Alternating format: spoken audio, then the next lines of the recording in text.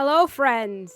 It's been a while since I've actually opened this game up. Okay, that one's a lie, but more streamed this game. Hello, everyone. I don't think many people will come, but that's okay. I just really wanted to play Fontaine. I wanted to play Fontaine real bad. So that's why we're all here. Yay. Alright, so I'm just gonna hop right into it. Gonna just teleport, and then guess what? Everything will be a-okay, and nothing bad will happen, right? Right. I think we could all agree on that. Wait, is Genshin actually, like, the correct setting? It better be. Okay, it is. So anyways, hello everybody, hope you're all doing well. I'm sorry about the no stream yesterday. Things happened and it just didn't work out.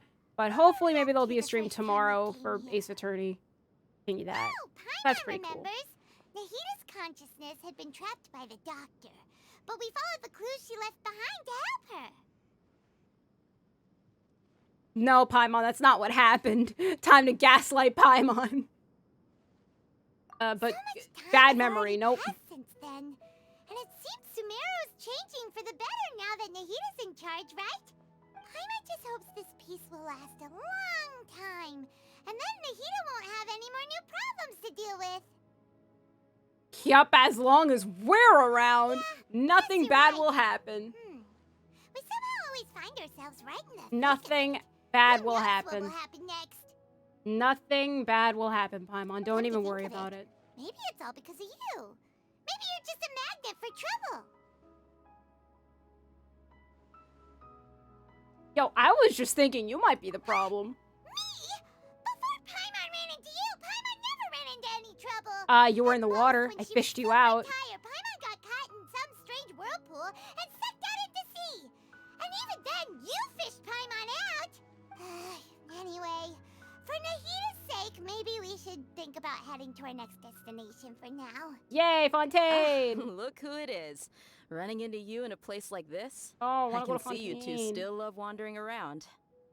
Oh, it's Dia! Since when are we just wandering around? We're usually taking care of some serious business.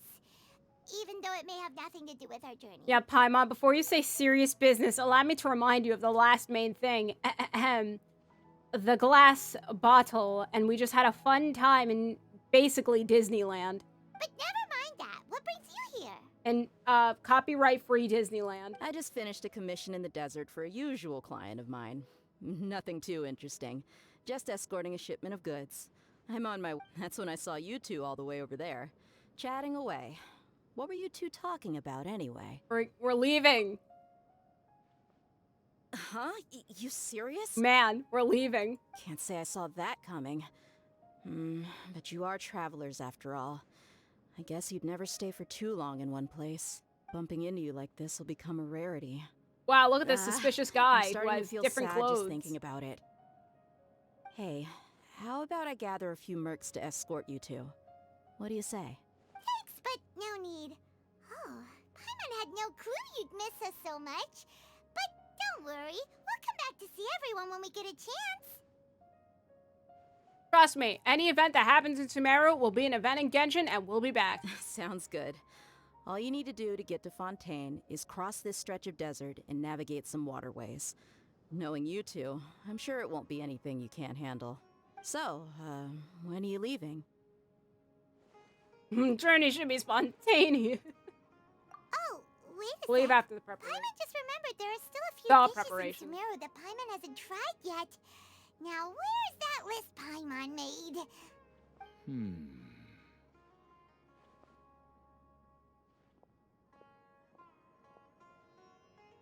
Oh, I wonder what's gonna... Oh, I thought I was gonna walk toward us. toward Needing us. a going away party or anything. It's sad enough to see you go like this. Though, now that I think about it, Sumeru wouldn't be what it is today without you. Seems true heroes always prefer leaving quietly. Wait a minute. So, let me get this straight. Someone had a welcome, like a farewell party. I forgot who. I think it was supposed to be Dia. I really don't remember. Someone was supposed to have a farewell party, so they get a party and I don't. That is By the way, upsetting. should we go say bye to Nahita? She'll know from her Oh, dream. good point. Then there's no need to bother her in the real world. And Nahita's like, what did you say about me, Then guys? You I guys are guess terrible. This is goodbye for now, traveler in Paimon. Whether as a client or a friend, you're always welcome to come find me. Ah. Take care. Goodbye, Dia. Bye-bye, Sumeru.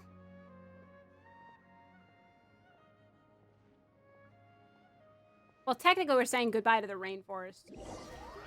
After settling matters in Sumeru, you approach the border with Fontaine. You mean you approach the border at Fontaine? That just implies I'm doing it with Fontaine. Oh, pfft. Right.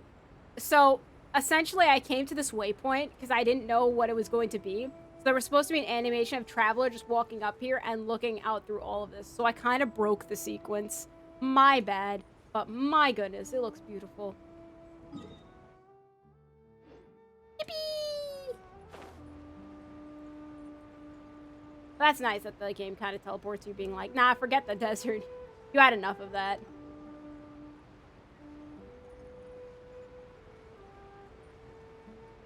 That is definitely a high ledge. Wait, are we going on that boat?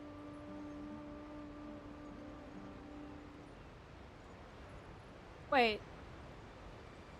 Is that like the new boat or is it a summoning? Oh, wait, no, it's right.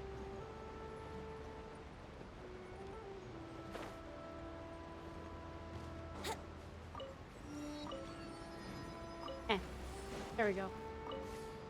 Whee! To Fontaine! Goodbye, Sumeru. And see that purple thing? Yeah, it's probably not important. See, look at that. It's just gone now. It's gone now. We don't need to worry about it anymore. Oh. Is that the Hydroculus? I'll collect it for the collective. Yay! So maybe those yellow things that we to move in Sumeru, are they still going to be open? Because, I mean, they were really, really helpful.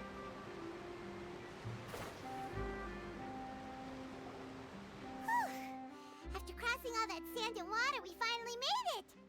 Oh, this must be Fontaine's port! Wow! So yeah, there's a Everything reason why I looks so named the stream Ace advanced Attorney in too. Fontaine. Paimon's heard Yeah, that the industry I kind of got here is spoiled on what we're extremely doing a little developed, bit, but and not there are all entirely. kinds of unusual machines. Hoping we get to be it. But yeah, I heard about what I imagined. Just seeing the sights as a tourist is nice, but maybe it would be better if we found something to do. What do you think? We just got here. So, Good we meet the idea. Archon, duh. Nahida gave us loads of useful information. Seeking out the Seven is probably still our best source for information at this point. Well, we either find my sibling, which I did, or get the truth. The Either more we one. can learn, the better. So, what do you think the Hydro Archon's like? Will we get along?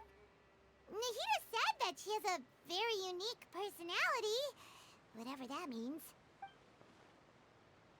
To learn about a nation's god, start with the nation's people. There seems to be some locals talking over there. Let's go see if we can join the party. Paimon. The last time we saw the nation's local was that they didn't think anything much about Kusanali. At all. So, I don't know what that says about Nahida, because she's not nothing it's at a all. tragedy how things ended for him. Clearly, he was a pretty decent person. Yeah, I didn't expect that kind of ending for him. I thought he would at least fight on a little longer for his family. I was expecting a sudden plot twist, but it's a pity that it never happened. Still, his story is quite the tearjerker. Excuse me. Can I help you too? I couldn't help but notice you standing here listening. Oh, I wonder who this person is in the background. Hi. We're travelers new to Fontaine, and we had something we wanted to ask, but you seem to be really busy talking about some kind of play, so we didn't want to interrupt. Play? Oh, no. we're talking about something that really happened. Really In fact, happened. it's a case that was just heard a few days ago. Really? Like, a real trial? But the way you were talking about it and the words you used just now made it sound like some kind of story. Well, good tales are often based on true stories, aren't they? And what you see in reality may also be someone deliberately putting on an act while harboring ulterior motives. Whether something is true or not simply isn't that important. The main thing is whether the story being acted out on the stage is splendid enough. Mm, wait, back up. So you're saying that there's trials, there's cases. I'm assuming it's like court case trials. They're plays to these people. And it's just, as long as the acting is splendid, it's a great case. Oh! Oh no! Oh, Whether but it's it simply looks like true you're or not not. around here. You probably don't know that the Fontaine Court of Justice is called the Opera Epiclese, or more commonly known as just the Opera House.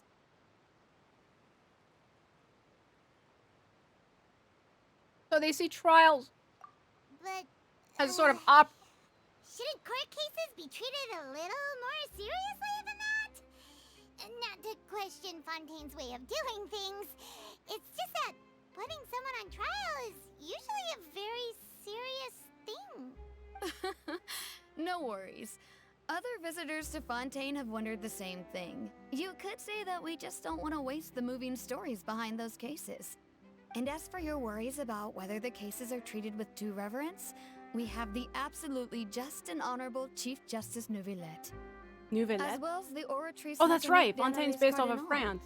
a machine created by the Archon.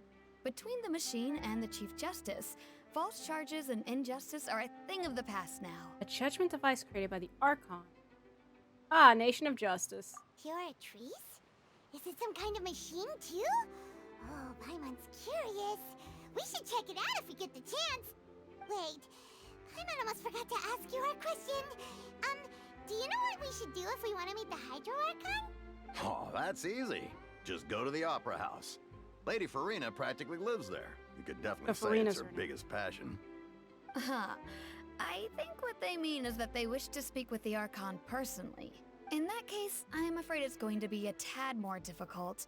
You'll have to make an appointment well in advance, and it'll depend on whether or not she has any time slots available. Make an appointment. Huh. Is the Hydro Archon super busy taking care of official stuff? Wait, didn't you say that she's always at the Opera House? No. Lady Farina seldom takes an interest with the nation's affairs.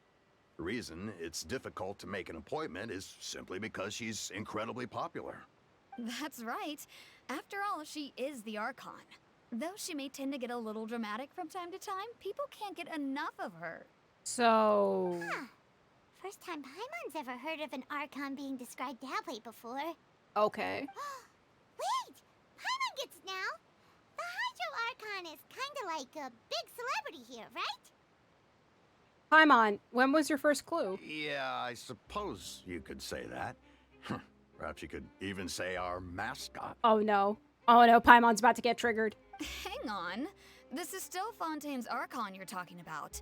You should show some more respect. Yes, you're right. I guess I should at least try to be a little more respectful in front of visitors. Otherwise, I might get arrested and find myself face to face with Monsieur Neuvillette. Even they say Monsieur. Come on. Sure, there's a lot of laws here, but nobody's going to be arrested for saying something disrespectful about the Hydro Archon. So it seems the people of Fontaine really like the Hydro Archon, but they don't appear to revere her. Alright, I think we get it. Thank you! At least we now know that we can find the Hydro Archon at the Opera House. But who knows how long making an appointment will take? Guess we could have a look around the city in the meantime. Hey! What are you looking over there for? There's a girl over there that looks totally not like an NPC. Maybe something's the matter. She isn't going to jump into the water, is she? Maybe we better go check on her. Oh, wait, is it gonna... Please let me... Oh, yes. Prelude of Blantier and now Dior. I got my French help. I don't know any French, but I kind of know. But anyways, look at this character that is clearly not in an NPC. Surely not. You get a free lip.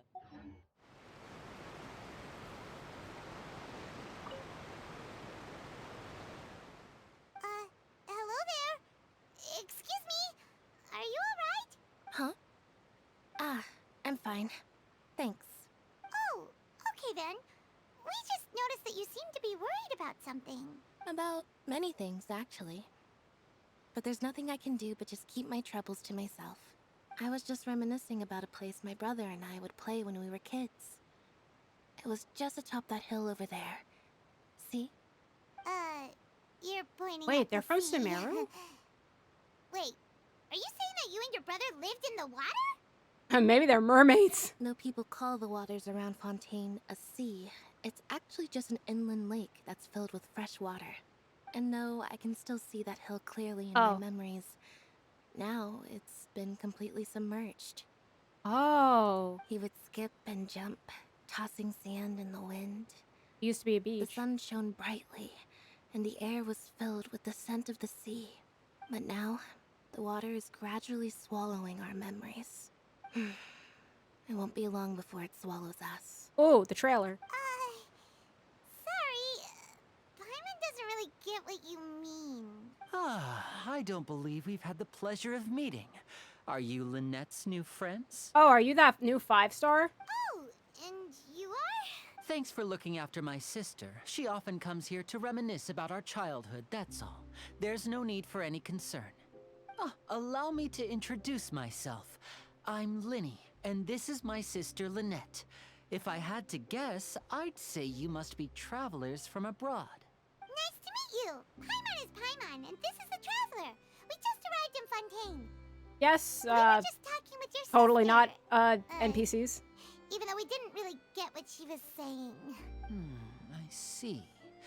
It's unusual for Lynette to be so willing to talk with anyone. In fact, she seldom speaks at all. I'm usually the only one she ever talks to. Oh, really? Then you two are just like us. Paimon's always the one talking for some reason. Yeah, it's like I don't have a voice or something. Maybe I should have more voice lines. Get on it, Hoyoverse. So seriously, there's hardly anything left for me to say when you're around. So that's how you think it is? I also think my brother can be too talkative at times. Hey.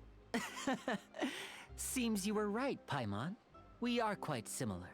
So, what did Lynette mean just now when she said that the water is engulfing your memories? And that it won't be long before it engulfs you too? Oh, These are saying nonsense. It's from a prophecy that's been circulating in Fontaine for some time now. Well, I suppose prophecy isn't exactly the right word, because that implies a certain amount of uncertainty. There's no doubt about what's happening in Fontaine now.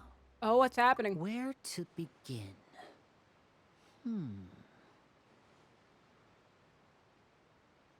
Let's put that question on hold for a moment. We still haven't formally greeted each other yet, have we? Did all the introductions earlier not count? We didn't introduce us. Hello, traveler.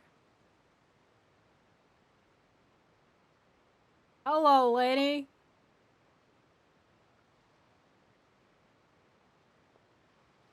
And hello, Paimon. Hey! Why didn't Paimon get a handshake? You're not Oh, I think poking it's a fun at custom. Paimon, are you? Well, no, it can't because the NPCs didn't. Please, don't take offense. Just consider it a sort of etiquette we have here in Fontaine when making new friends. Oh, making it. You should remember it. It might prove useful. Oh, alright then. Well, Paimon's just happy to have a local friend now. By the way, we were just getting ready to go to the Opera House to meet the Hydro Archon. Would you be able to show us the way? Are you guys suicidal? Oh, so you're going to see Lady Farina? No problem at all. In fact, I was planning to go to the Opera House later myself. I'll gladly take you once I finish things here. Please, follow me. Well, totally not suspicious of.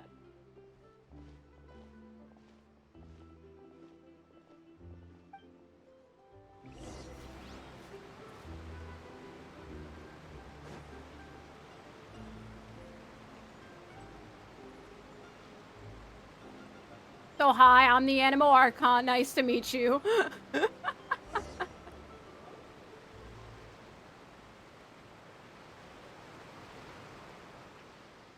You said you were going to see Lady Farina? Well, it seems Lady Farina has come to see you. Oh. Oh no. Oh no. I bet he is like coming.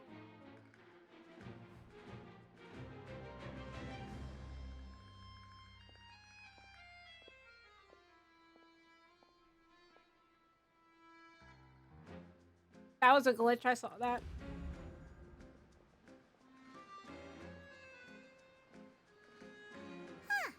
So, she's the Hydro Archon? But how did she know we were looking for her? My dear people, rich and poor, those with cup in hand and those with nothing at all, raise your glasses in celebration. If you don't have one, then just raise your hand in lieu.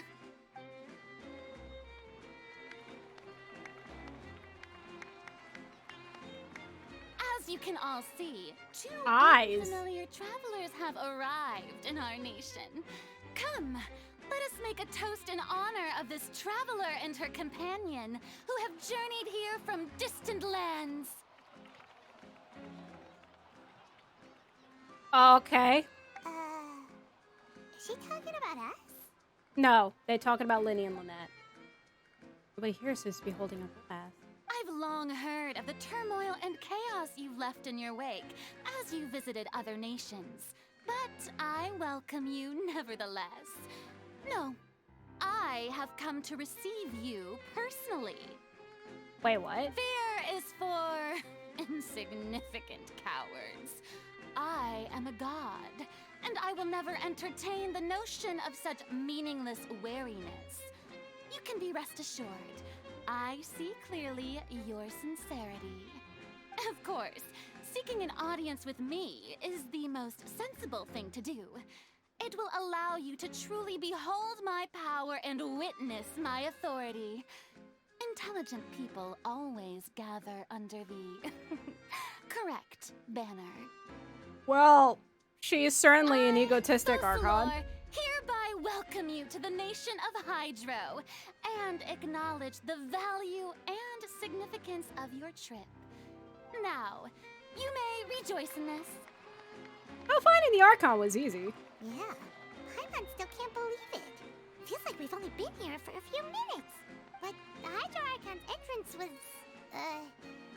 how should Paimon describe it? A little over the top? Miss Hydro Archon? How did you know we were coming?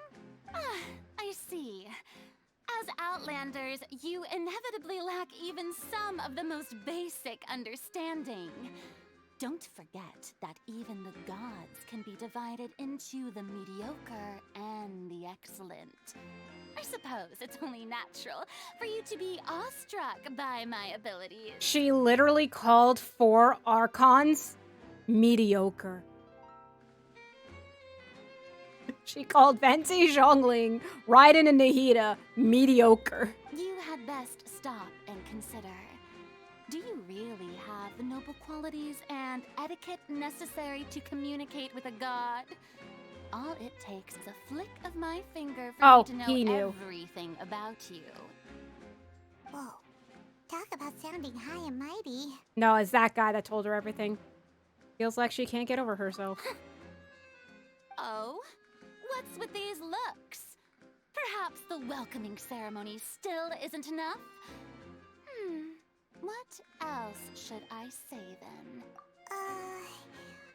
Is she waiting for us to start talking? Wow, I didn't expect to see Lady Farina here. What a surprise! Wait, does this mean they're the legendary blonde traveler? How did I not notice before? Hey, what's all the commotion? Oh, is that Lady Farina? Is there some kind of drama going on? Of course. That's the blonde traveler. The one all those stories are about. Lady Farina came here to personally see her. Oh, I bet this is going to be the duel of the century. Oh, duel? Ooh, We're gonna I've got fight? to see this. I knew Lady Farina would never disappoint. but don't get too excited now. My dear believers and spectators alike tend to get quite rowdy, and despite the noise, I've come to tolerate all their ruckus. You may consider this my reward to all of you. I have determined that there will be an epic duel between myself and this traveler from another land, just as you were hoping to see. Okay. Now she wants to fight? Aren't we getting a little ahead of ourselves? Fighting gods, I got a resume, dude.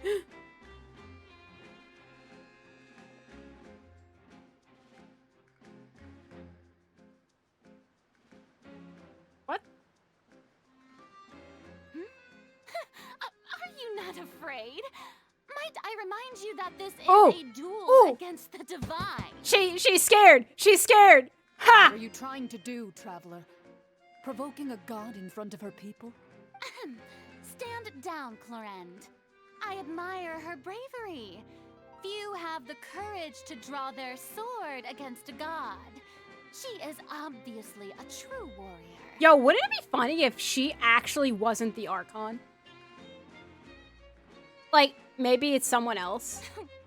Unfortunately, people nowadays only crave to be thrilled, and a mere duel will not slake their thirst for excitement. Huh. Yeah, she's right. Just a duel wouldn't be all that interesting. On Araneus, criminals are always requesting duels to defend their honor. They're getting a bit old, to tell the truth. You see. Then, as the god of justice, I shall face this traveler in another kind of duel. A duel in court! Oh, we're gonna be an attorney now. Let's go. Now that'll be worth seeing. Right. This is Fontaine, after all. It's such a grand opera house, it would be a pity not to use it. Why do you care so much about the crowd's reactions? Seems you've spent a little too much time in the opera house. Besides, how exactly do you plan to have a duel in court? You mean you're going to put us on trial? We literally just arrived here. Oh, we have reason to put you on trial. It's obvious, isn't it? I swear, if she's gonna be like, you drew a sword against me. According to Fontaine law, no one is permitted to release any flying objects within Fontaine city limits during the first 3 days of each month. You are clearly guilty of violating this law, no? Wow, I can't believe she just called a Paimon an object. Oh, so that's what they've done wrong. That's our Lady Farina. No one knows the laws of Fontaine like she does. Man, so rigged. You call that obvious? What kind of law is that? Wait, flying object? You mean Paimon? Precisely! Now, if you two have no objections, then in the name of the Hydro Archon, I order your arrest. Actually, there is an objection. Objection. Paimon isn't an object. She is a living thing. My apologies, Lady Farina. I don't mean to spoil the fun. But if you would allow me to interject, I don't think that Paimon here meets the definition of a flying object. You tell her, Linny! Finally someone who's not crazy. How could anyone call Paimon a flying object? Great magician Linny, my beloved citizen. I'll permit you to object, but how exactly do you plan to prove your claim? As a magician who just rained on your parade, I naturally should shoulder the responsibility of saving the show. So, with such an audience gathered here, allow me to perform a trick for everyone. Oh?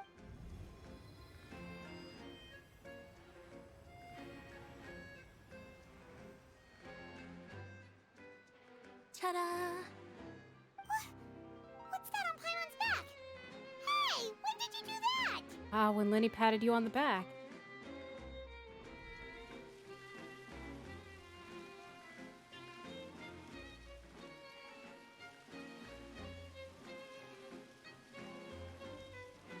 So Lenny knew about this. There. As you can all clearly see, Paimon should be classified as, well, something like a balloon. This rope has been in the traveler's hand all along. It was just that no one could see it before. Huh? You call that magic? You've got to be joking. I thought it was pretty good. Nice one. Huh? I'm not sure what to think. It seems Lady Farina's charges no longer hold water. I mean, you guys have an easy thing. I drew a sword against an Archon.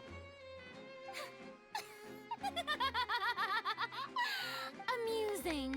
Very amusing, Linny. Just the sort of unexpected twist that I enjoy. With you here, today's performance can finally be called complete. Performance? You see all this as a performance? In which case, consider the matter of your trial resolved. The god of justice will not bring charges against an innocent person. But when there are valid grounds, I will not only judge travelers from abroad, but even the gods of other lands. On what grounds? I look forward to seeing your upcoming performance at the Opera House, Mr. Linny and Miss Lynette. That's enough for now. Toodaloo!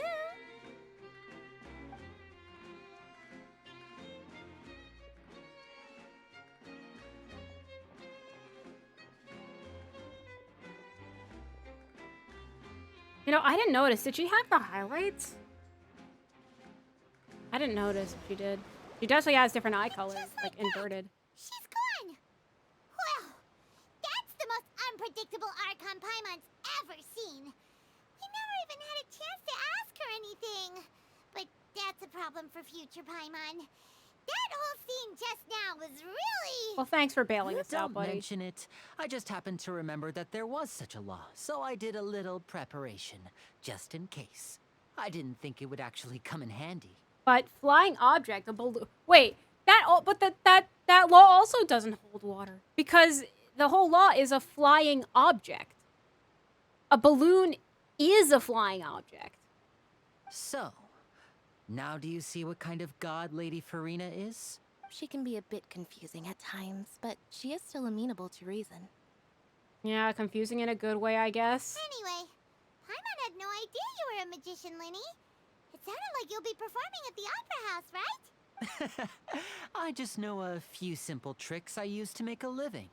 Lynette is my assistant. It will actually be my first time performing on the most prestigious stage in Fontaine, the Opera House. But isn't the Opera House where criminal trials are held in Fontaine? When there are no public trials being held, the Opera House hosts a variety of other performances. To the people of Fontaine, the line between a trial and a performance can be a little blurred. Well, that's And obvious. speaking of performances, I would be remiss to forego this opportunity gifted by fate. Might I invite the two of you to see my performance? My brother's always excited to make new friends. Oh, sure. We don't really have anything to do now, and we wanted to go to the Opera House anyway. I'd be delighted. Splendid. In that case, why don't we go together? I'll show you the way. I just have something to take care of first. Any way we can help after you bailed us You really out? mean it? Then I'll take you up on your offer. This is a magical item known as a magic pocket. Perhaps you can help me distribute them to the people here. Oh? Huh? What are they going to use it for? We're gonna rob them. About that. You asked me before about the prophecy, right? Let me start by telling you a little more about what it entails. I'm not sure exactly when it began, but a prophecy has been circulating around Fontaine. Oh. It says that every person in Fontaine is born with sin.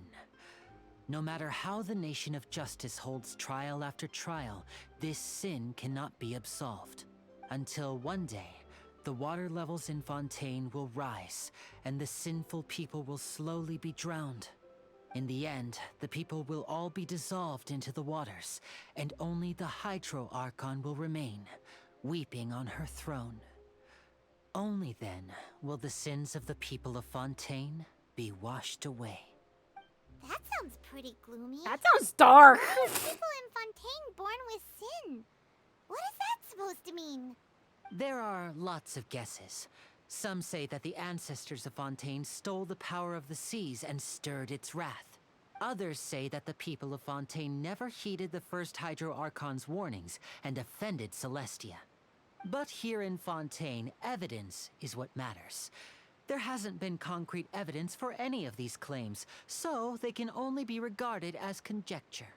If even the people in Fontaine don't know what sin they committed, wouldn't it be better just to ignore the prophecy completely?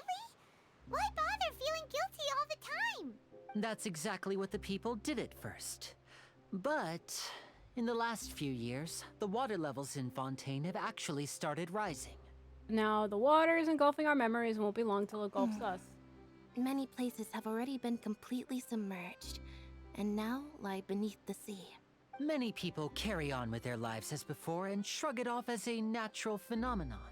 But my family and I think that the people of Fontaine shouldn't ignore the possibility, which would end up sentencing them to death.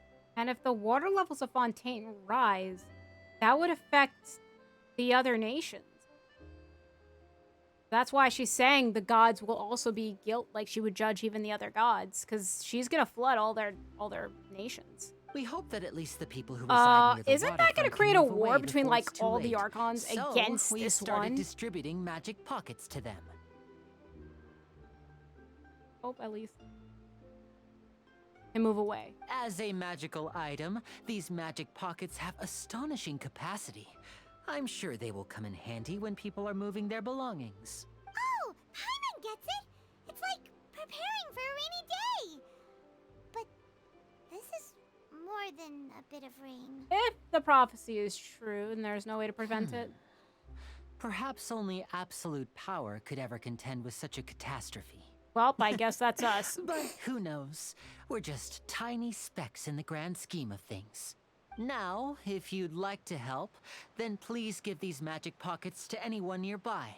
Be sure to convince them to take it, regardless of what they say.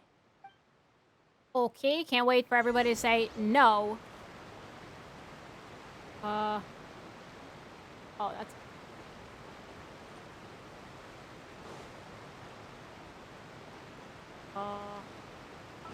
Whoop, that is the wrong button.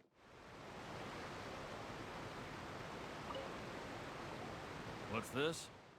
So you also believe in the prophecy. Keep it. I won't have any use for it. What? You mean you don't believe in the prophecy? No, I believe in the prophecy. But I also believe in another story. The story says that people once lived in the ocean. They were one with the ocean and couldn't live apart from it. But as time wore on, people desired to live on land and developed blood vessels, encapsulating the sea within their bodies. Thus could people set foot on land. So, if you ask me, when the water rises and takes us all, it'll be like we're going home. Oh. Oh. I hadn't heard that one before. But people can't live underwater. They'll die. You should probably still take it. All right, I'll take it. I guess I just feel that being dissolved into the water doesn't necessarily mean death. Okay.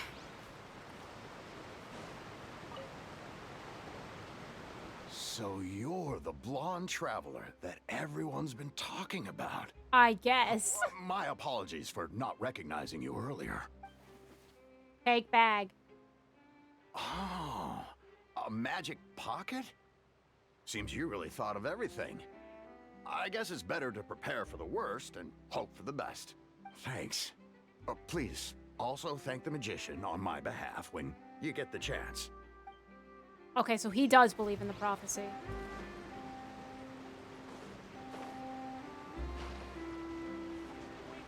I was like, oh, please.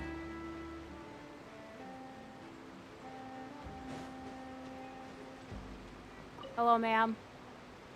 Huh? I don't want that thing. Way I see it, if the prophecy's true, it's still gonna be a long time before the water can cover everything. Life is all about living in the moment. What use is there in worrying about the future all the time? We'll cross that bridge when we get to it. You should still take it. You never know when it'll come in handy. Oh, all right, fine. Thanks. It's just that if I start moving, that means I've already given up on the life I have now. I'd really rather not. That's understandable. That is very much understandable. It's so funny how we go up to them to be like, hey, take thing. I don't want it. I don't believe in the prophecy. Take it. Okay. You already handed out all of the magic pockets? That was fast. So, what did people have to say? I bet you heard some, interesting opinions. Many are quite stubborn. Yes, but that will change once disaster strikes. I know they'll change their minds, so it's only right to help them prepare. Is there anything else you need to do before we leave? Yes, one last thing. I have the magic pockets made by a workshop in the court of Fontaine. Since we're out and about, I was thinking about bringing him some more materials. So, you want to collect materials? Just tell us what the materials look like and we'll help. Many hands make light work. Oh, that would be much appreciated. We'll need some Romaritime flowers. I remember seeing them near the waterfront on the east side of the harbor. Well, I guess we're going on my boat.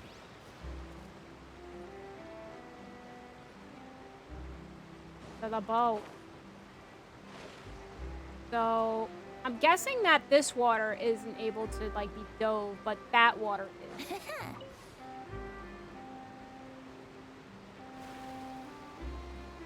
Oh, maybe I didn't need my boat.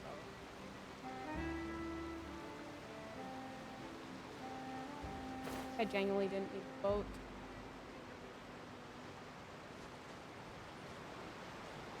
Wait. Wouldn't gliding be faster? Shush, chat. Shush, I know where east is. Shush.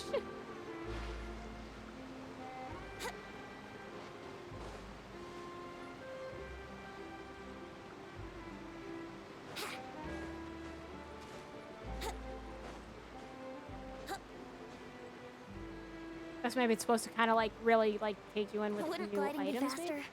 Just to ease you in on Fontaine. It seems we have to use Hydro to collect Romaritime flowers. Okay.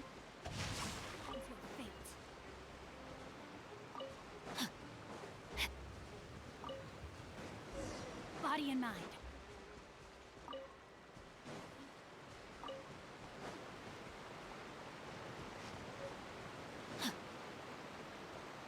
I'll take it. You never know. Time to act. It's definitely gonna need like probably another Hydro enabler.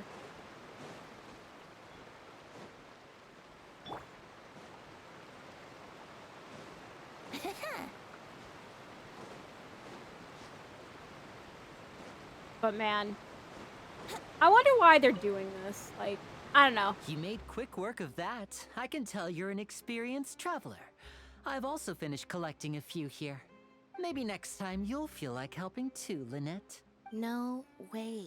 I'm in power-saving mode today. Otherwise, I fear I may not have any energy left for the performance at the Opera House. Oh, I wonder. Oh yeah, I think it was confirmed that she was a puppet. Fine. Though the performance is still a long way off. Now that we're finished here, Stream said we that? should get ready to head back to the Court of Fontaine. So, we're going to the Court of Fontaine before we head to the Opera House? Good.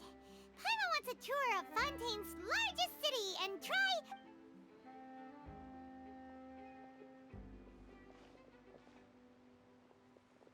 Wait, shh. Have you noticed that person over there? The young girl. Huh? What's wrong with her? Paimon didn't notice anything. She's obviously a thief. Magicians and thieves practice similar methods. We divert attention, and a distracted audience is one that won't discover what you're really doing. Oh yeah, the pickpocket. Watch her movements carefully.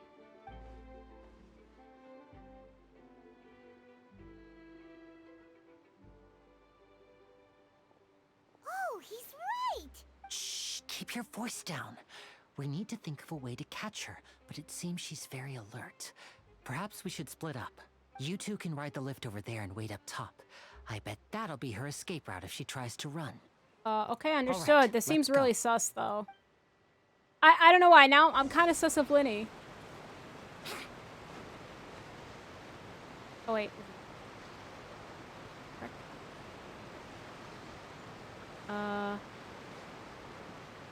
Wouldn't gliding be faster? I guess we're going on the lift.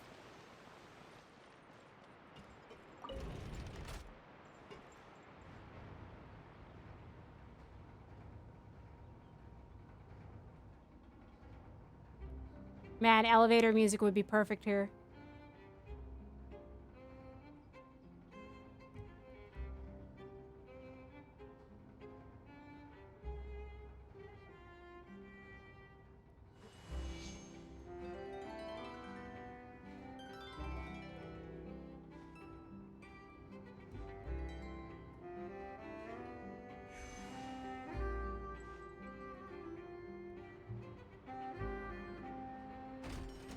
What if I just pressed F again?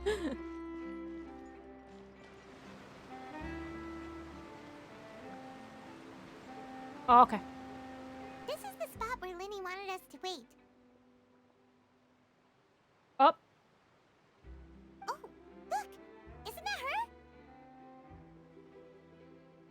area stopper. Oh no! Did she notice us? She started running the other direction! What should we do? Should we chase her? Our job is to block the path. You're right. She might also be trying to lure us away. You wait, but there's no sign of the thief. And the lady comes up. Why didn't you It's been chase her? for a while now. Paimon wonders if Linny caught the thief. Let's go find him. Yeah, let's go. Why did you get off the path? I'd be like, why'd you get off the path? How dare you? Oh.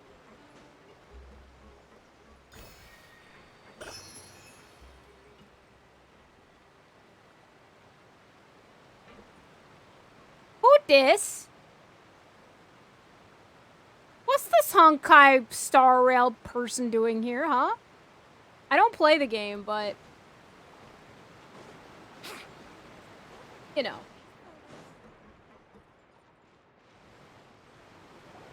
Are you sure that's all she took? You should check to make sure you're not missing anything else. No, that was all. Oh, I can't thank you enough. I didn't notice a thing earlier. Anyway, I should be going now. Thanks again. Oh, were you returning what the thief had stolen? No. That's right. Pity I wasn't able to catch her. She distracted me by dropping the thing she stole on the ground. By the time I looked back, she was already gone. I saw the general direction she went, but Linny twisted his ankle, and I needed to make sure he was okay. Oh, did you get hurt, Linny? Oh, that's gonna affect his performance. I'll be all right. It's just a twisted ankle, that's all. In fact, it's feeling better already. Or sus. If you want to play at being a hero, at least try not to get hurt doing it. Imagine what would happen if you managed to derail our performance as a result. You're right, you're right. Sorry, Lynette. I have to admit that the thief was even more skilled than I had anticipated. But at least we were able to get the stolen items back, so it wasn't a complete failure. Yeah, that's the bright side. What a slippery little thief. Guess things turned out all right in the end, though. Linny's initiative paid off. All right, let's put this little detour behind us. We should go to the Court of Fontaine now. What are those polygon mountains? Oh, first things first. Ooh. Let's go. What's this? Emperor of Fire and... Oh, is this the new raid boss? The thingy? The thing? The robots? The dancers? Eh? Did light just start flowing from the statue 7 just now? Oh, do we get the hydro? Oh, weird. Anything like this ever happen? It's normal, though. Didn't you feel uncomfortable? The water is speaking to me. Paimon's gonna believe you. You can crack jokes like that, you must. Fine. So after I lit up like that, the air does feel a lot more humid. Maybe it's because of all the hydro energy that released? Heh. Paimon heard that in Fontaine, if you use elemental energy properly, you can even swim underwater. Maybe you can even find sunken treasure. I want to leave diving for treasure to you, if I can speak. stand on the shore and wait for you. Try doing something for once, Paimon. Being in the water is scary. But if Paimon accidentally gets swept up in a current, it gets all turned around and dizzy. And then she won't be able to fly away no matter what. Just like before Paimon met you back in Mondstadt. And I'll fish you out, I guess. Really? Then maybe Paimon could try going underwater with you. Better not go back on your word. And now we can go under the water. A mysterious power that flows out from the statue to imbue you with the blessing of the transoceanic source water. Okay, that's a word. Possible remain unhinged so long as you are moving through the lakes of Fontaine. Under the protection of the source, what you expand while moving underwater is not stamina but aquatic stamina. As such, when your aquatic stamina is expended, you will not. So, aka, yeah, I think it's what I said. This water here is not like diveable, but the water here is.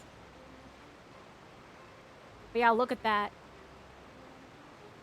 Everything the light touches is my kingdom. Wait. Oh. It goes to the Lehigh what rock? That's crazy. That's the Lehigh Peak. Wouldn't gliding be faster? I mean, that's the pyramid. Yeah, that's that right there. I know it's hard to see, but that over there on that hill, there's like a building. I think that's the floating island. Crazy. Like now we're at a point where we can't even really see Lehigh and Mondstadt anymore.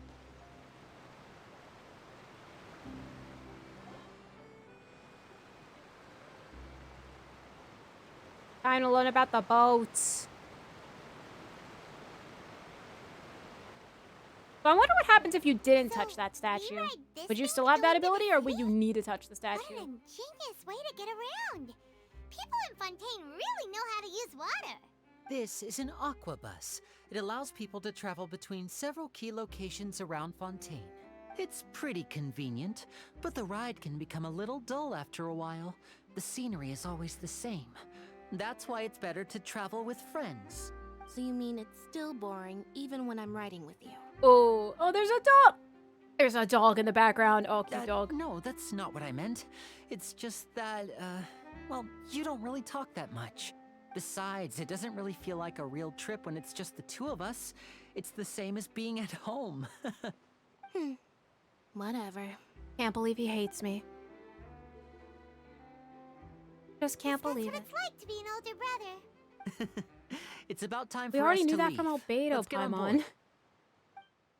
Speaking of Albedo, I really should build.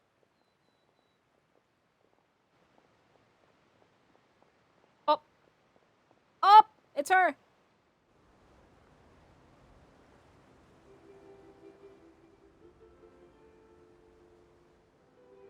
Huh?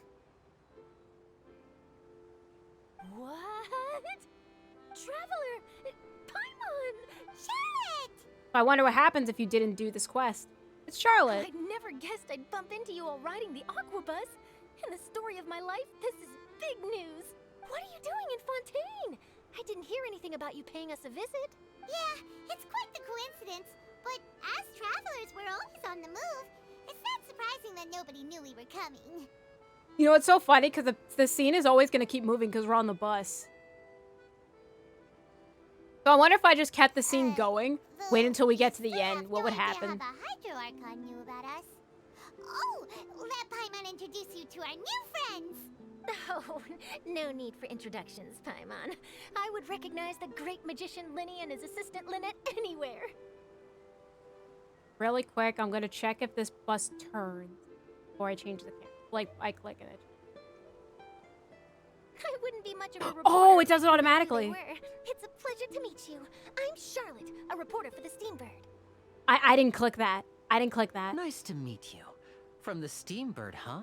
We've often relied on your paper to promote our performances. That's It's interesting. an honor to meet you. Now that everyone knows each other, Fontaine suddenly doesn't feel like such an unfamiliar place. So, what have you been up to lately, Charlotte? Any big news? Not too much. When there isn't any breaking news, I mainly cover the trials at the Opera House. You can still manage to keep readers' attention as long as you tell things from a clever enough angle, even if it's the same old topics. For example, reporting on how a scammer once deceived vulnerable girls into relationships, or how a financial criminal was once so poor that they ate a single piece of bread for 5 days. Well, that would get my attention, but that's not the news you're after.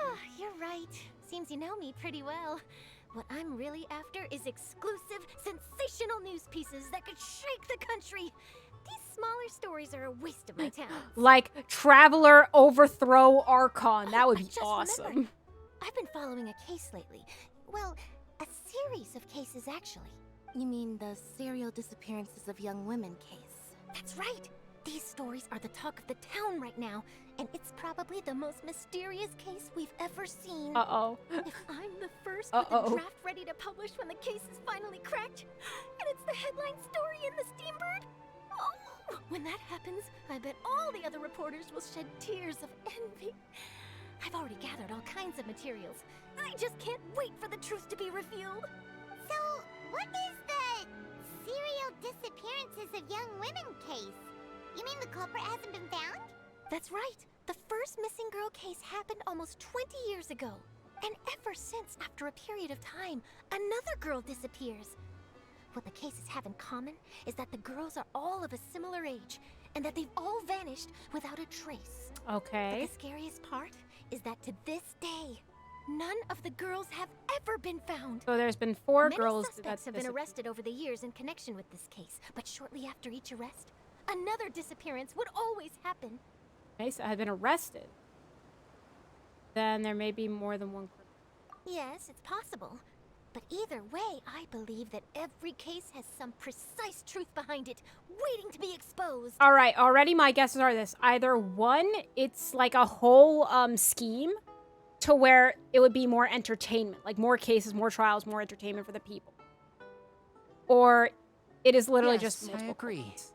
And at the very least, the family of those missing girls deserves some sort of explanation. I just imagined for a second what I would do if Lynette were to suddenly disappear. I'd pay any price to get her back, and then find a way to track down the culprit. Aww. Please don't imagine that, Lenny. Aww. You continue talking on the aqua bus, and before you know it, you arrive at your destination. You're arriving at your destination. So, okay, so then that is that case is important. The fact that we had that discussion in the first place. Hey, we're almost there,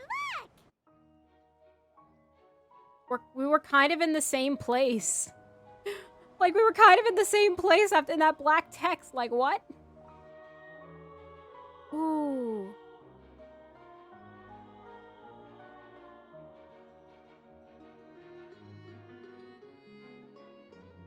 I'm kind of excited to use the underwater feature, though.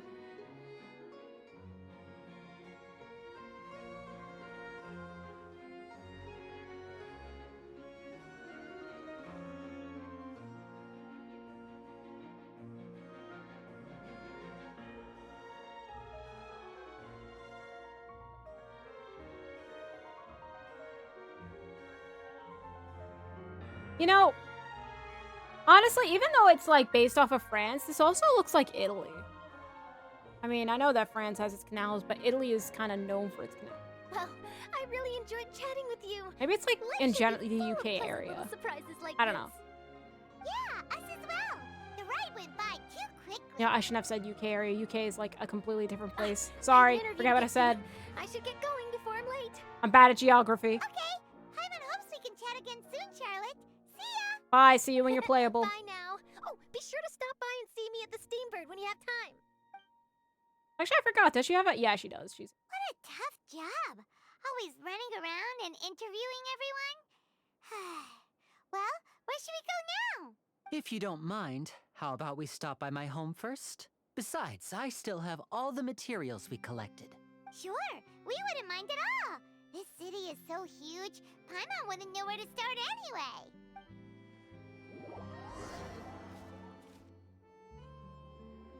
Are we walking there or are we teleporting? I guess we're teleporting there.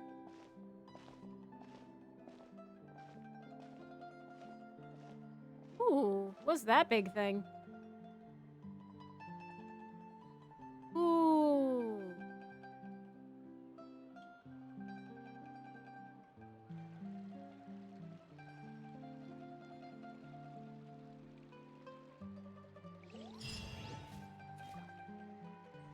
Soloist's prologue. Ooh, wait, are we already like in... Okay. Oh, what's this? Waters with a suitable habitat for Tidalga to thrive. Huh? Guess that should be something that we can... Well, yeah, still first things first. Plus waypoint. Oh, I gotta probably keep an eye for waypoint. The Archon statue's not near.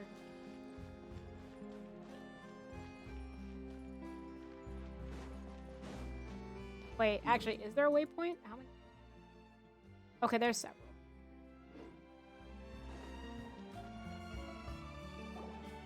This is our current abode. Ah, Fremine, you're home. Where did everyone else go? I have some new friends that I would Oh, like look, to it's introduce. the other playable character that I didn't remember. Oh, they all just went out a moment ago. I see. Everyone is getting busier now that Father will be returning soon. I suppose that can't be helped. Allow me to introduce you to my little brother, Fremine. He is a phenomenal diver. Hello. Nice to meet you. Paimon is Paimon, and this is the Traveler.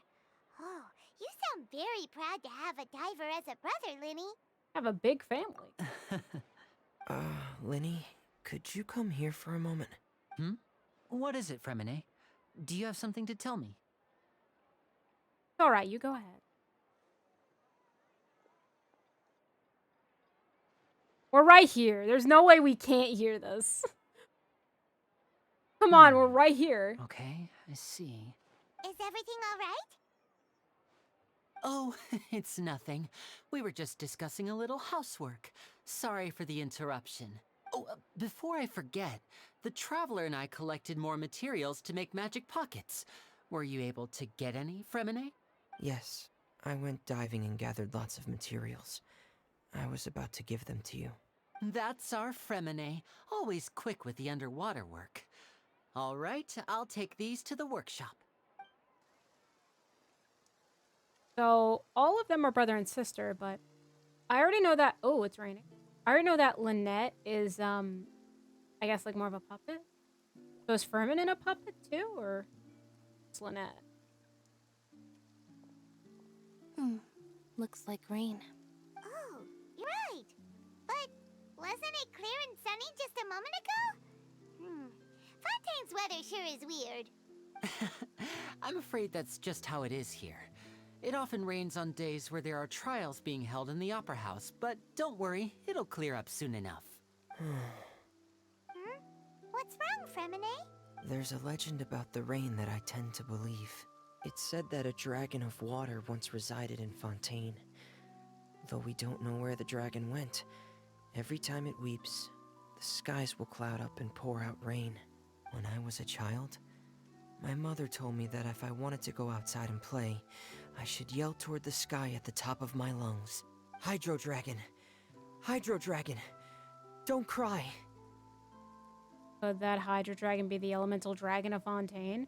Because we've already known about elemental dragons of Tevat, that I totally skipped one of them in If it's an Sumeru. elemental dragon, then having the power to make it rain wouldn't be very unusual. Let Paimon try something. Hydro Dragon, don't cry! Oh, there's a waypoint. Doesn't seem to be of any use. It is just a legend after all. You know, you might be a more popular magician if you understood the concept of romanticism. Or could at least play along. Sorry, it might be because we've never met the Hydro Dragon. Perhaps it can't be comforted by the words of strangers. After some time, the rain... Wait, that's interesting. Because obviously It the rained for elemental longer dragons, than there's I a reason suspected. they do stuff.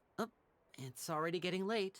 Was there something you needed to do, Linny? Yeah, some preparations for the show at the Opera House. I need to find a way to catch the last aqua bus of the day. On the day of the performance, just ride the aqua bus to the island of Araneus. I'll have Lynette meet you at the fountain in front of the Opera House. All right, sounds good. You go ahead. Oh, are you leaving now? What is it, Fremine? I'm in a hurry. Oh, I get it. You feel nervous delivering the materials for the magic pockets, is that it? Perhaps we could trouble the traveler to help us take these materials to the Beaumont workshop and deliver them to the owner there? I'm afraid that Fremine can be quite introverted, and the boss there tends to be Oh, pretty what a mood. talkative. Fremine has always been a little afraid of her. No trouble at all. Don't worry, we're on the case. Well, good thing I have Paimon. Sorry for the inconvenience. I'm quite useless when it comes to such tasks. I'll think of a way to make it up to you. Oh, no need. This will be a walk in the park for us. Really quick. Is there an eye? Thanks again, you two. I really can't deal with that lady. Okay. Also, is there a waypoint?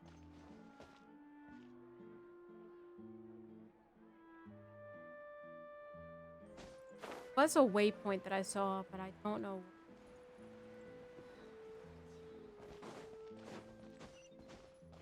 Oh. Heard it. Plus that's on the second floor. Wouldn't gliding be faster? Willed it, Sid. Hello? I did see the Archon statue, and if it's closer than I think, I'll quickly go get that. Oh, hello there. New customers? Looking to buy, or do you need something made?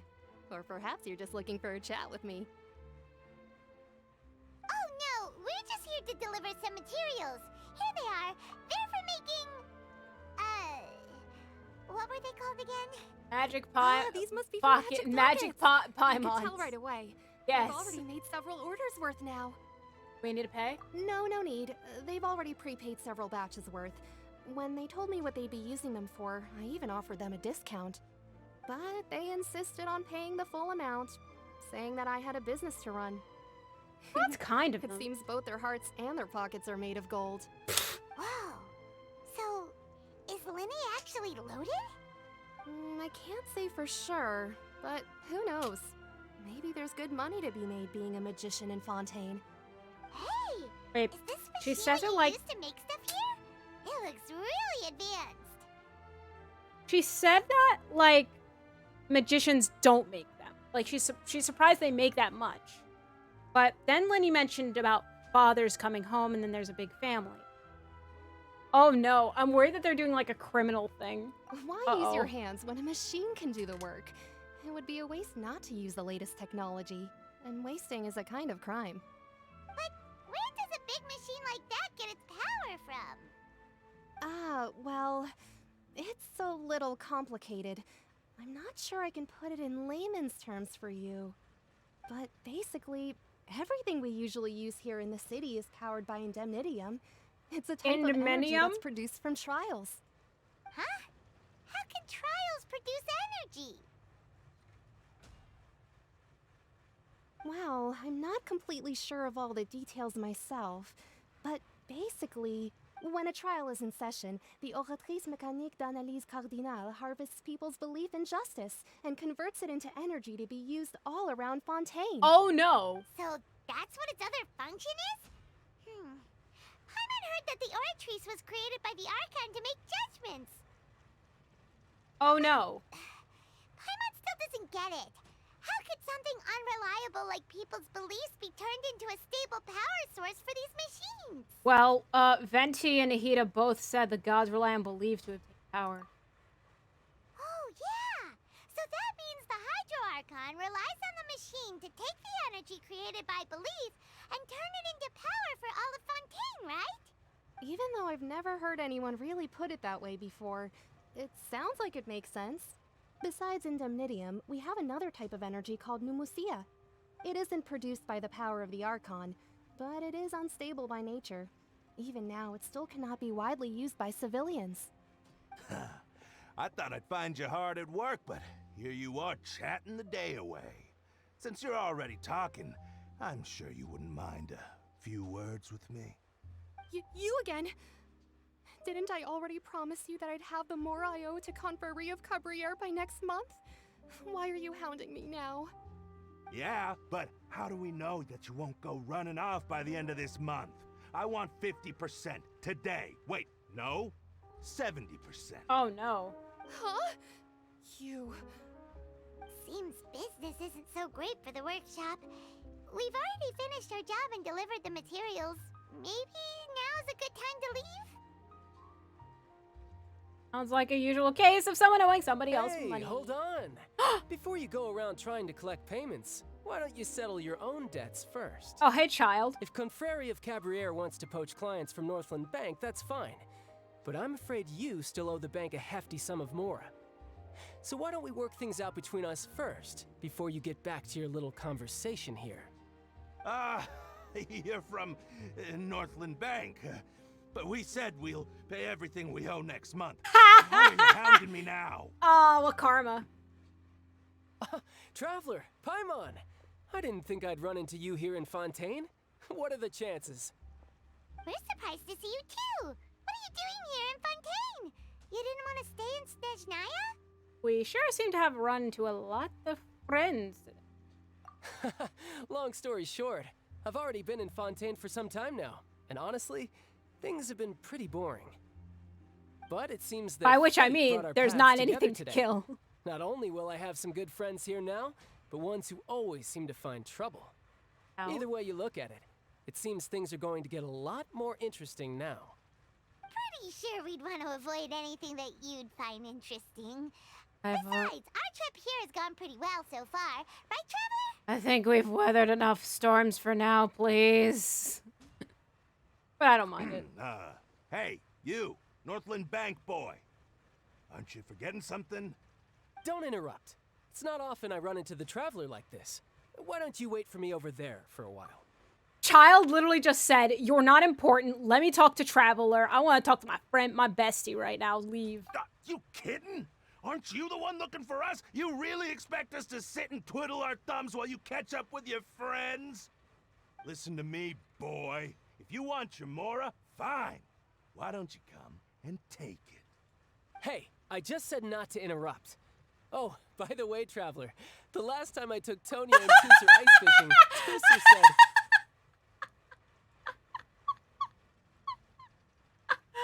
Hey! That's way over the line! All right, boys, let's see who has to pay up now! Well, bye, guys. Nice knowing you. Can you at least let me finish one sentence? Fine. Though the bank told me not to get rough with our clients. You're the ones who started it. This is an act of self-defense. You two will have to be my witnesses, okay? Go ahead. I'm sure this won't take long. Guess we control child? Guys, look, we're gonna control a 5-star. Crazy!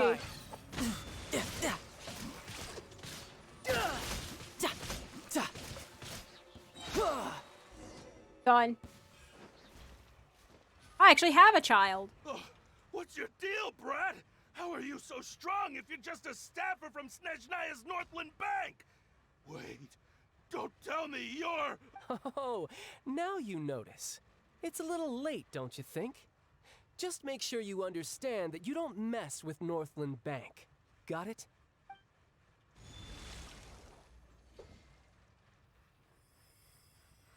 Huh? Oh! Farina turned his Hydro Vision off. He's like, shut up. Now's my chance!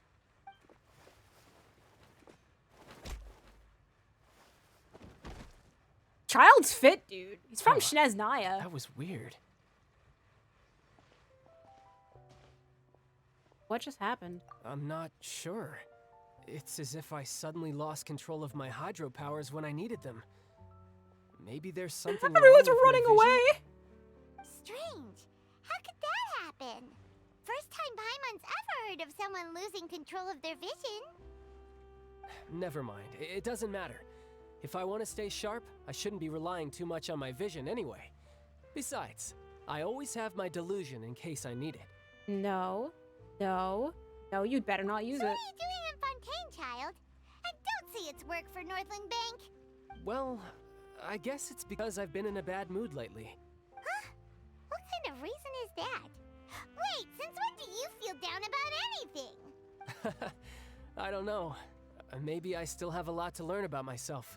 But recently, there seems to be some sort of restless power stirring inside of me. And I don't know why, but every now and then I feel like I'm in a terrible mood. Maybe you losing control of your vision just now is connected with that power you're feeling inside. That is a possibility. So about this power, do you have any idea where it came I can't from? remember if I ever mentioned it before, but when I was 14, I fell into some unknown abyss. It was during that time I learned nearly all of my abilities. The one who took me under her wing and taught me was named Skirk. Skirk? She was always quiet and very mysterious. Nobody knew where she came from or what she had been through, and she was always very strict when teaching me combat techniques. One time, I asked her why she was willing to take me on as an apprentice. From what I could make of her answer, it was because I had awakened it, and traces of it remained on me. She said that all my combat training would be useful in the future. If elemental dragons could give power to people, it's from that. What is it? What did you awaken? She never explained that, but my guess is that it's related to a dream I saw when I had just fallen into that abyss. In my dream, I was in the deepest depths of the sea, and the boundless seabed was all around me. But in front of me appeared a whale that was so massive, I felt like I couldn't breathe. A whale? Oh, that sounds familiar! When we fought against you before, you summoned a huge whale that seemed to leap at us. Is that the one? That's just an abstract form of a whale that I create using my elemental powers. It takes that shape because the scene I dreamt of the whale has always been stuck in my mind. I'll never forget it. So you used the whale as inspiration for one of your moves? After this, I'm gonna double check his Seems a constellation. little twisted to Paimon. But I think his constellation is a whale. Very possible that the power inside you is connected to your... So why don't you just go ask your master? Maybe she knows the answer. I think you did. You make it sound so easy. Ever since the incident I experienced there, I've never stopped searching for Master Skirk and that unknown abyss. But it's been years now, and I've still found nothing. There isn't even a trace of the place where I remember falling into the abyss. Oh, it sounds like some kind of ghost story. Yeah, I'm out of leads at this point, but there's nothing more I can do. It seems that strange encounters in this world tend to be elusive like that. Oh, seems the time really flies when I'm talking with you. Yeah, I it just became remembered I have daytime. somewhere else I need to be, so I should get going. What? More work for the Northland Bank? And no, it's more of a personal appointment. Lately, I've been sparring with some of Fontaine's official champion duelists whenever I'm feeling bored. Official champion duelists? You mean it's their job to duel? Yep, in Fontaine before Yu-Gi-Oh! a criminal goes to court, they're Duel. given one chance to defend their honor by I summon requesting Whale a in attack duel with an position. official champion duelist. Sorry, hold on. Fontaine. Before a criminal goes to court, they're given one chance to defend their honor purpose. The champion duelists are all powerful fighters selected from among the nation's best. And the duel itself is a no-holds-barred fight with no specified stopping point. Oh. So engaging in such a duel is regarded as a symbol of defending your honor. If a criminal manages to win the duel, they'll be acquitted. But if they lose, they'll have no choice but to stand trial. And the worst-case scenario is that you're simply killed in the duel. Though it's rumored that Fontaine has a death penalty, from what I can tell, no one has ever been officially sentenced to death. Well, I guess you're going to be the first. So really, the only people who opt to duel are those who have suffered a grave injustice in being accused, or those who greatly value their honor. Otherwise, why gamble with your life? So, do many people actually get out of their trials by winning the duel? Apparently, it's exceedingly rare for anyone to actually win. Fontaine probably enacted this system as a way to show that the nation respects the honor of its citizens. Besides, none of the champion duelists are to be trifled with, which is exactly why I was itching to face them as soon as I got to Fontaine. Apparently, the one I'm meeting today, Clorend, is the strongest of the champion duelists. I had been asking her for some time before she finally agreed to face me today. Well, that's child for ya. Paimon feels like we heard that name somewhere before. Clorand. It's when we met the high. Oh, before I forget, I want you to have this.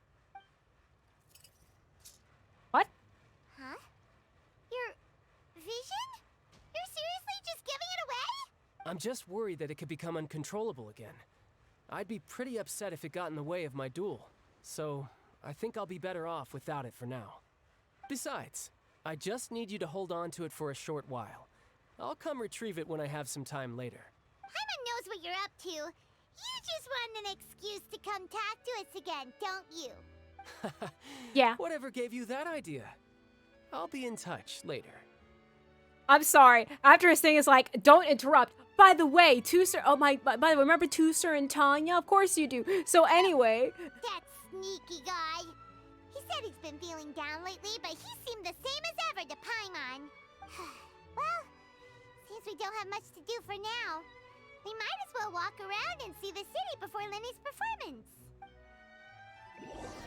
Under Paimon's enthusiastic leadership, you walk all around the court of Fontaine. Wow! Who could have seen that coming? The reporter who was barely around for most of the story was the murderer all along! That's rude to spoil the story. Mystery for everyone else. Sorry. Paimon was just surprised, that's all. Paimon never saw that twist coming. The murder mystery novels here are amazing! Wow, you enjoy reading. The whodunits here in Fontaine are a lot different than the light novels you see from Yai Publishing House. Both have their merits, but Paimon thinks this style of novels are more, well, novel. Well, Paimon, if you think about it very hard, and if you think about what we've just learned in the whole city of Fontaine, these are real stories. It's so exciting to They are read what the genuinely moment happened in the court and the opera house. Especially in the one courts. Paimon was just reading. You should buy a copy and read it too. I'm good. Oh, sorry about that. Paimon will be more careful next time. Hey, shouldn't we be heading to the opera house to see Linny's performance soon? It's almost time for the show to start, so we should get going. Also, I also heard the Hydra Traveler was actually really bad. So let's go ride the aquabus. But like at the same time, it's not that bad. Oh, we're up here. Where am I going? I need waypoints. I need waypoints. Waypoint.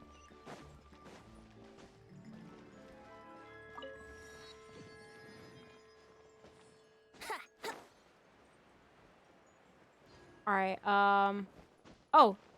I wouldn't glide Hey, any faster. I was looking for that too. I wanted to know where this was too. The bounty thing. Talking to me? Sorry, I didn't see you. Are you here to accept the commission regarding Tales of Humanity? Sure. One of the primaries we had for establishing our newspaper was to ensure that information flows and that everyone understands what is happening around them. Slowly, we moved to not only attempting to let readers know, but to also let them express themselves. As Tales of Humanity was born, everyone can write in this column, and similarly, everyone can read it. As for the result, well, you've seen it, haven't you? Our prints are practically drowning in all manner of content. But that's not a bad thing. In my experience, listeners also need some light reading to go with their exploitive news. Additionally, being able to help our readers does our reputation good. In other words, we'll be troubling you somewhat further. Fret not, you will find our payment quite suitable.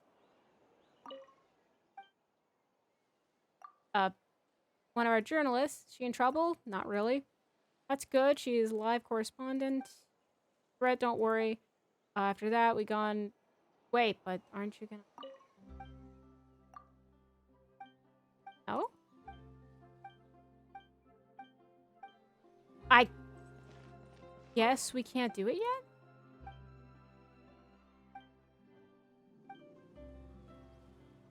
I guess this is gonna be later. Okay. How do we get up? Ah. Help! Help! Follow the yellow dust.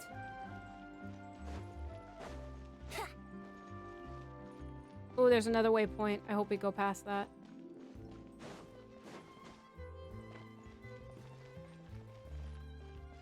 Also, I have to say, though, like, the previous summer event, I think I've, like, touched upon it for a second. Okay. I don't know how many people actually, like, played it or whatever. But, man, that was really just Genshin's Disneyland. Like, especially with all the carts. the car rides and everything, the music that just played, it just reminded me of like all the classic songs like Disneyland and whatever.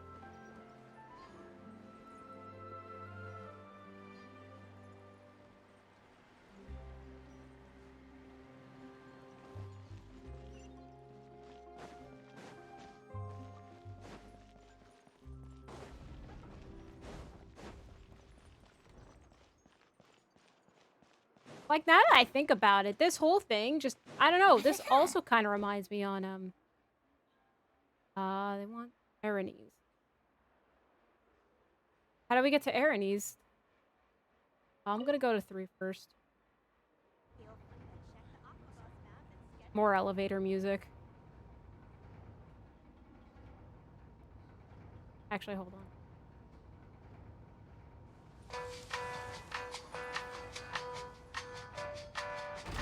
Oh. Well, okay. Welcome to the court of Fontaine. Please watch your step. Oh, I am right. I just guessed.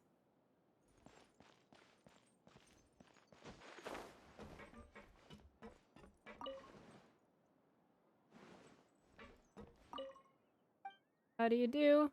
So when does that? Immediately. Oh, okay.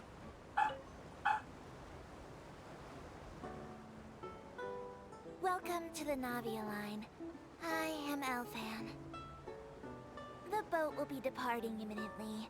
Please do not stick your head, hands, or other body parts outside the boat. The Aquabus operator is not responsible for any accidents or injuries resulting from doing so. I want to try Also, that, but please remember to buy the Steambird, though I don't read it myself. I'm so tempted to just jump out of it myself, like the boat, but I'm not going. The destination of the current tour is Erinias. Points of interest worth visiting include the Fountain of Lucine and the Opera Epiclese. If you look to the left in the direction we are currently traveling, you will see the famous Fontaine Research Institute up in the sky. An experiment gone wrong turned new sightseeing opportunity. Human ingenuity truly is a wondrous thing.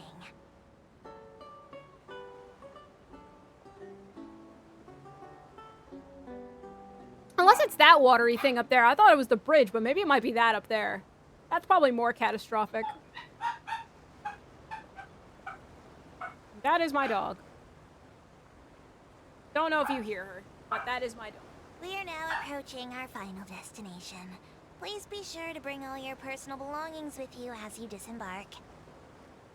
Even though I will take any forgotten items to the lost and found, the paperwork is rather annoying, as Melusine hands are not suitable for grasping pens.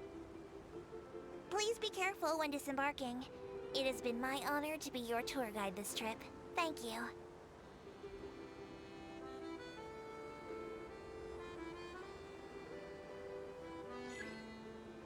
Interesting. There seems to be a harvestable Makota nearby. I'm sorry, what?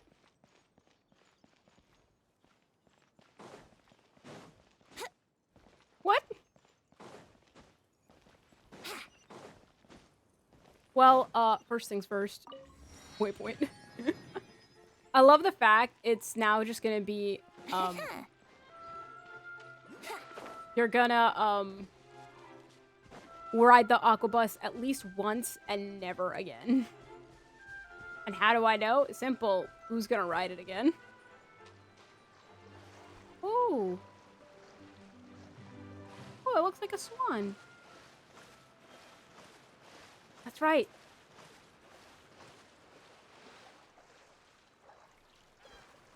Hello.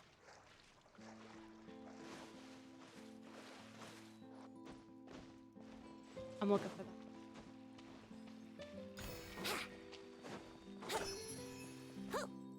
I know. Look at me. I tried to go to a shortcut going a straight path and I got sidetracked. Typical me, right?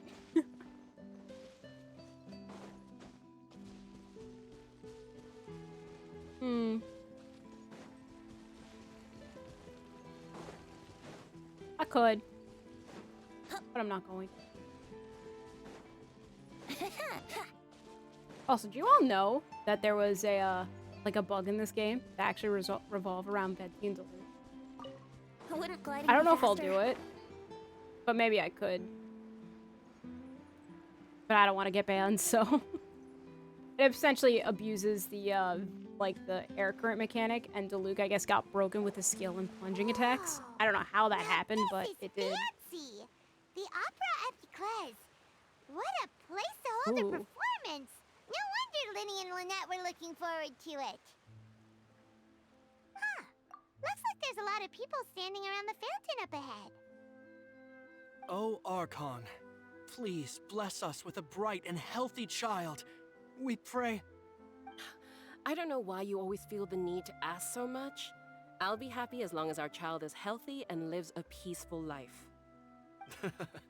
I guess if they're our kid, then there's no doubt they'll turn out smart. Uh-oh. Maybe this is one of the customs in Fontaine. There sure are a lot of couples here. Vache. Did I casually pass a waypoint? Aww. What's wrong? Vache. Vache. Did you just say something, Paimon? No, Paimon didn't say anything. Are you hearing things? Yo, whose voice was Welcome that? to the Fountain of Lucine. All the water flowing through Fontaine converges here. It's customary for And what's newlyweds to Vacher? come here and wish for children.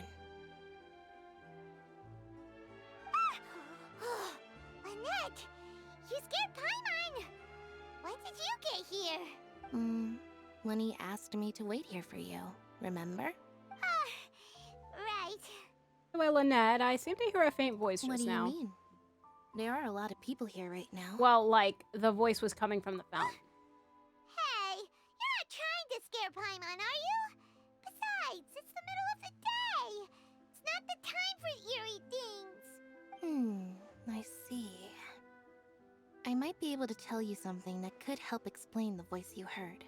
In fact, you might not be imagining things at all. I suspect that what you heard is a result of your hypersensitivity to the hydro element. Others in my family have had similar experiences. It's because of her sensitivity to the hydro element? But what would hearing a voice have to do with elemental power? Besides, I have the dendro element right now. When do you cry, Paimon? Wait, what? What does that have to do with anything? Just answer me. When do you cry? When Paimon's really sad? Oh, and when Paimon's super happy. Oh, and also when Paimon's really, really scared. Then you should understand that tears contain your most intense emotions. Like I just mentioned, the Fountain of Lucine is where all the flowing water in Fontaine converges. Even the tears that fall to the ground will eventually gather here. So maybe what you heard was the intense emotion coming from someone's tears. Ah, it's an interesting explanation. I'm not sure I buy it. What did the voice say? Seem to be calling out someone's name. If you were hearing their emotions, then Paimon wonders what happened to them. Rather I than guess they worrying about died. them, we should worry about my brother first. Don't let that calm look of his fool you. He tends to get pretty nervous just before a performance. So chatting with Linny might help him relax a little before he goes on stage. Oh, right. That makes sense. Let's go in and see Linny. To Lenny. First though, I saw that waypoint behind me. I can't wait to see how this turns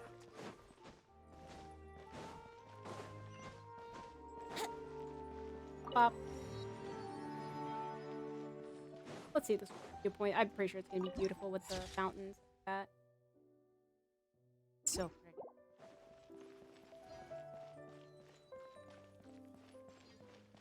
Reminds me of man, is this place also gonna be a reminding of Disney? Because these fountains would be like an Epcot or something. Wouldn't gliding be faster? Curious, hold on.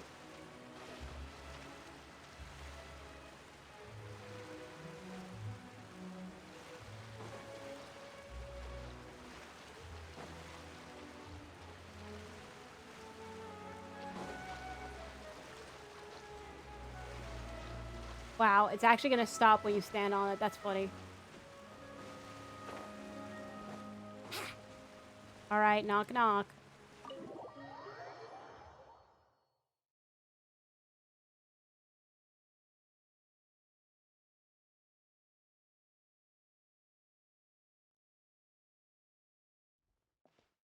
So I can't wait for that duel to happen with Child and Clarita, and they're gonna be like, "You're under arrest for trying to Traveler attack and like an Paimon, elitist or something." Good to see you.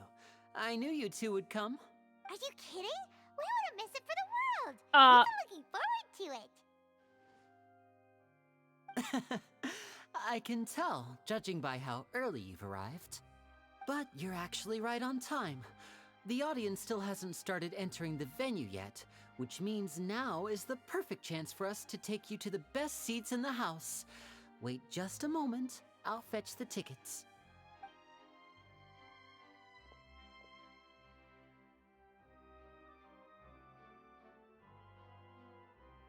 we're gonna talk about random stuff.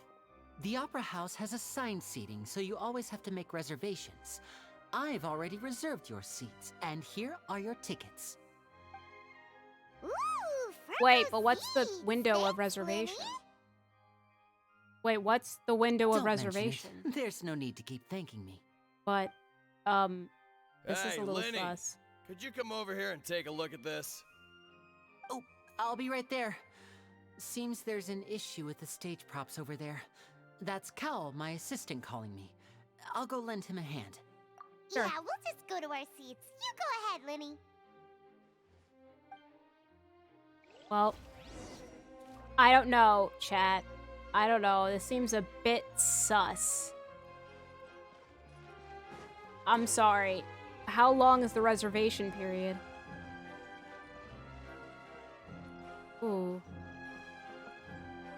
Oh, no.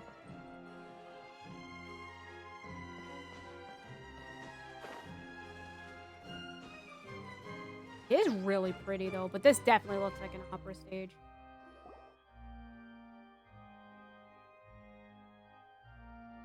Oh, hello, sir. These should be our seats. Come on, let's sit down.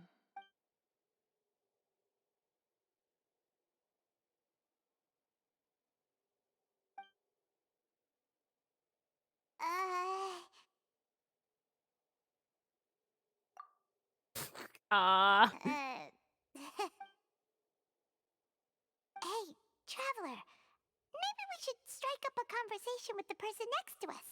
Since we're sitting together and the rest of the place is practically empty still. It's kinda awkward if we don't say anything. Oh, you're up, Paimon. Of course you put this on Paimon. Well, you are. Excuse me, I did not realize you felt awkward. I am terribly sorry. Oh. I would be perfectly happy to chat with you if that is what you would like.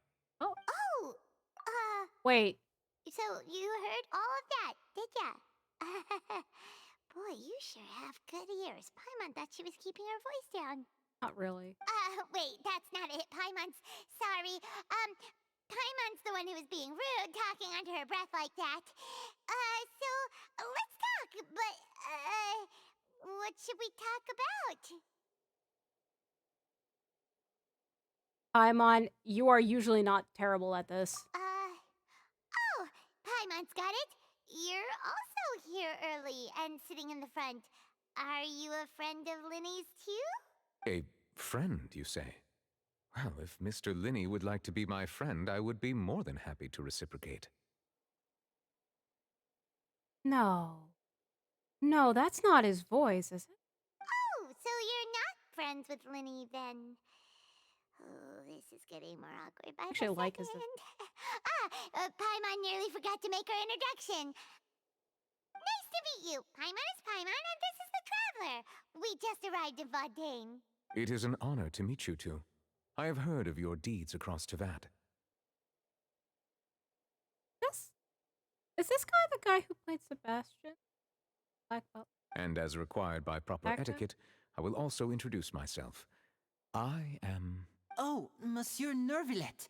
What an honor it is to have you here to see my show. Ah, Mr. Linney. I should say it is in fact an honor for me to see your performance in person. Wait, Nervillet? Could he be? Hmm? I saw you all chatting just now, but it seems you still don't know who Monsieur Neuvillette is. Allow me to introduce you to Fontaine's Chief Justice. I That love the seat little is words always here. reserved for him. It wouldn't be It's too either much to say that he's the Udux or symbol of Judix. justice and I don't know if honesty that's a here J or in an I. Fontaine. A little hard to see. I always liked that when they had the Scarlet King, but it was like Desheret. And I guess they're doing Chief Justice. They will eventually change this. I'm not. Ooh, sorry for being so rude just now. Paimon had no idea you were such an important person. No offense taken. Being Chief Justice is merely what I do for work.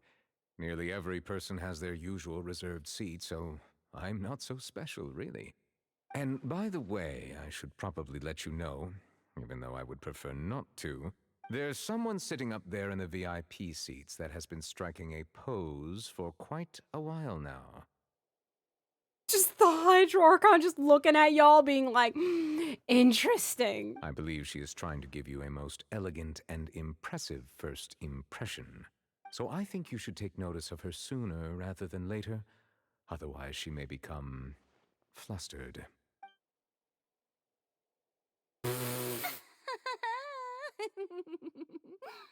Huh? Oh, it's Farina, the Hydro Archon. Huh. She sure has a smug and satisfied look on her face. Guess she has no idea that you saw right through her act. Very good. That is for the best. No need to pay her any more attention. We may now enjoy the show. Oh, this guy does not like her. Huh? So is this what things are like between the Chief Justice and the Hydro Archon? All right, please wait just a moment longer. I've pretty much finished my That would be preparations, awesome if and the he was the performance will Hydro start Archon. as I soon don't as think the audience has made their way to their seats.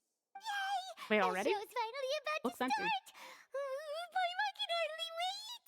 Paimon's never seen a real live magic show before! Crowd enters the venue and the curtains open for the show to begin. Hey! Oh, animated. Ooh! They're dimming the lights! The show must be starting! Oh. Sorry. Paimon will try to stay quiet. Welcome, one and all, to the Opera Epiclese. I am the star of today's show, Linny. I'll leave it on. And over here is my sister, Lynette, who will be working as my wonderful assistant. Please, let's give her a warm welcome. Hello, everyone. I know she may seem to be a little sleepy right now, but that's just a sign that she's nervous. Whatever. Now, some of you may be thinking, two vision holders who can freely manipulate elemental powers performing magic is not true magic at all. So, I would like to take a moment to assure you that elemental powers will have nothing to do with what you will witness on the stage today.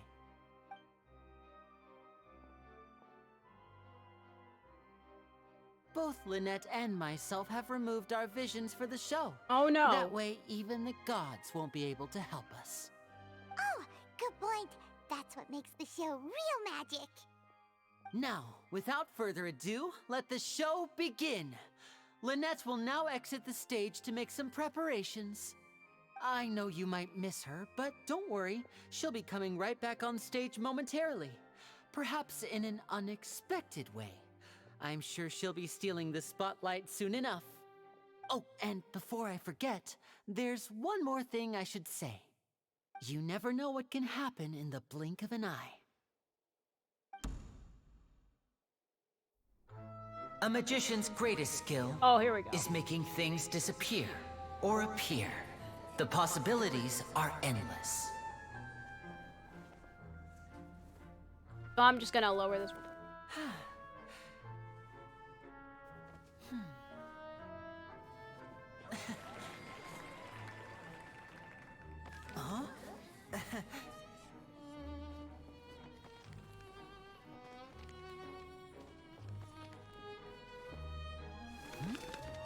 Oh!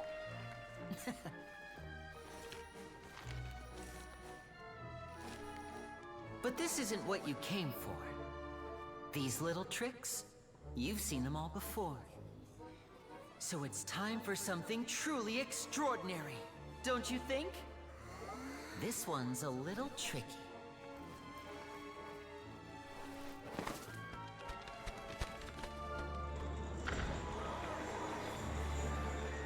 Using this water tank, I shall make my sister vanish completely, right before your very eyes.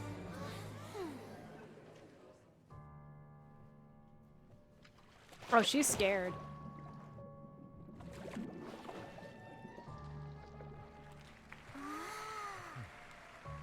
It's actually quite simple. She'll just turn into air bubbles and float right out of the top.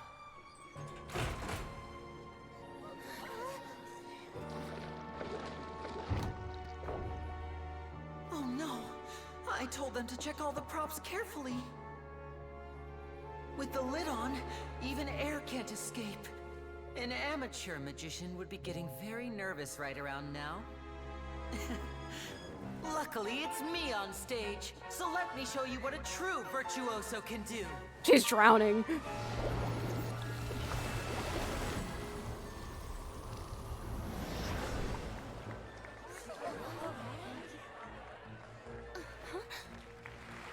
Farina's like, oh? Are you still there? Don't go too far. We don't want to use up all our magic. Hi, I'm back. Uh-huh.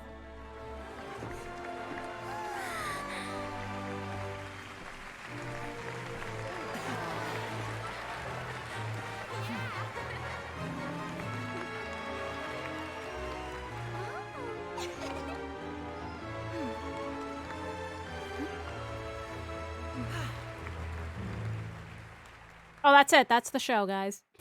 That's the show. Just one trick. But I mean, it was a crazy. Whoa! What in the world just happened? How did he do that? Paimon didn't seem to do anything. Wasn't Lynette inside the water tank? How did she disappear and then reappear out of nowhere? No wonder he's a famous musician, a magician. If we could see easily through his tricks, then that would mean that his skills are still lacking. We could... To appreciate magic, you should focus on the show happening on stage, rather than getting caught up in trying to see that which has been intentionally hidden. Guess you're right. Paimon couldn't believe her eyes when Lynette reappeared. Amazing! Thank you, everyone. And the vet's like, I'm no, it was glad garbage. You enjoyed that performance. But our magical journey has only just begun. I've prepared even more astonishing surprises for everyone here. The magic of transformation and disappearance can go far beyond what you've just seen. I'm sure many Idle of you animation. are thinking that escaping the water tank was impressive enough. But Lynette is still my assistant after all. I love how when you look through this audience, it's like, spot the important character in this scene. That it's not Lenny, just in the audience. In which case, The amount I of have blue. ample time to make all necessary preparations. So, for my next trick, I will require the participation of one lucky audience member. It's gonna be Please, us. if my assistants could bring out the magical boxes now. There are 2 boxes and only 2 boxes. One is here and one is there in the aisle among the audience. Those masks are very, very, I'm sure many of our creepy. clever audience members have already guessed our next magic trick. A swap! Our lucky audience member and I will each enter a magic box. After 1 minute, we will each emerge from the opposite box. Now please, everyone pay very close attention to the box you see here. Don't give me any chance to make a move. Wow! How's he gonna do this? Hey, do you think this is all magic tricks, or does Lenny have actual superpowers? Let's watch and see, Paimon, and shush. The lucky audience member will be generated by this random number selector. It selects numbers entirely at random. Even I don't know who will be chosen to participate. Yes, he does. Now then, let's begin. Because it's rigged. Let me see. Oh, row 7, seat 3. Congratulations! You now have the chance to experience magic firsthand for an entire minute. Please, come forward. My assistant will take you beside the magic box. I'm sorry, it might be a little cramped inside, but no need to feel nervous. We've carefully arranged everything for you to be as comfortable as possible. You Oh, don't need to I think do that's anything, Lynette. but She no looks matter what she looks like strange Lynette. things may happen, don't come out of the box. If the magic is interrupted, who knows where you might end up? You might even find yourself in the Fortress of Meropide. Oh, okay. Yeah, she has the All same right. mannerisms as Before I Lynette. enter the magic box, there is one more thing I need to ask the audience to do. Could you all give me a countdown? Like this. 60, 59, 58. Just keep counting down. You can go a little faster or slower if you like. I won't be able to see anything in the pitch black box, so I'll be relying on your voices to know when time is up. Oh, and no tricks now. If you quickly count from 60 in just 30 seconds, then I'll be in a tough spot. Ooh, Paimon kinda wants to count 60, 30, 0. He's not there yet. I'm sure he's prepared. No, that won't do. I can see it in your eyes. You still can't be trusted. Let's practice together. Come on, repeat after me. 60, 59, 58. 60, 59, 58! That's right, perfect. Keep it going. All right, I'll see you all on the other side once you've finished counting.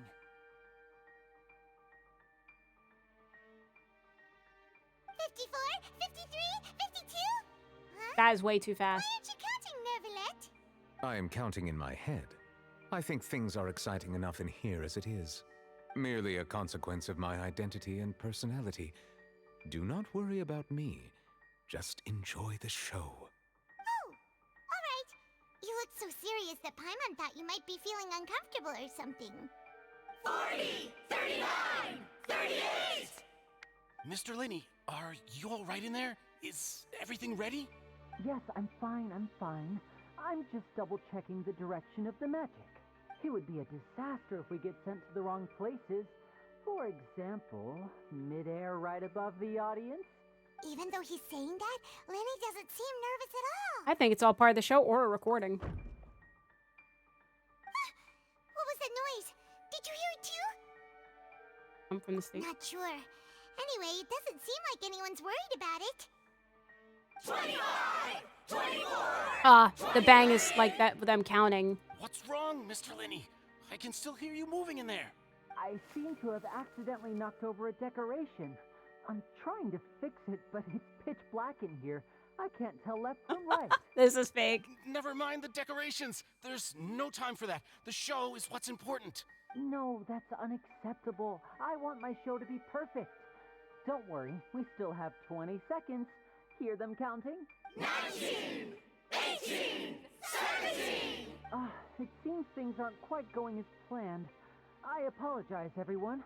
It feels like you're all starting to count faster, but that's all right. I know it can be tiring to do such a long countdown. 10 seconds and change is still plenty of time. 10! Almost there now. Whew. Swapping two people is harder work than you might think. Even a master magician like me can't guarantee I'll get it right the first time. Hey, wait! Is this the back one? I can't tell. They both look the same inside. Huh? No, that's not it. I'll try again. 7! Hey, slow down! Honestly! 5! 4! 3! Whoops! That doesn't count! Oh no. He actually has a problem.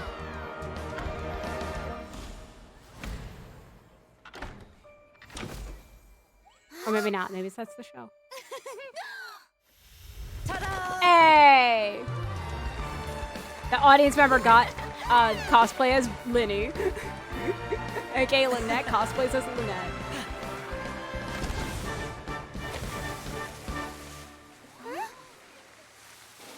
She's dead.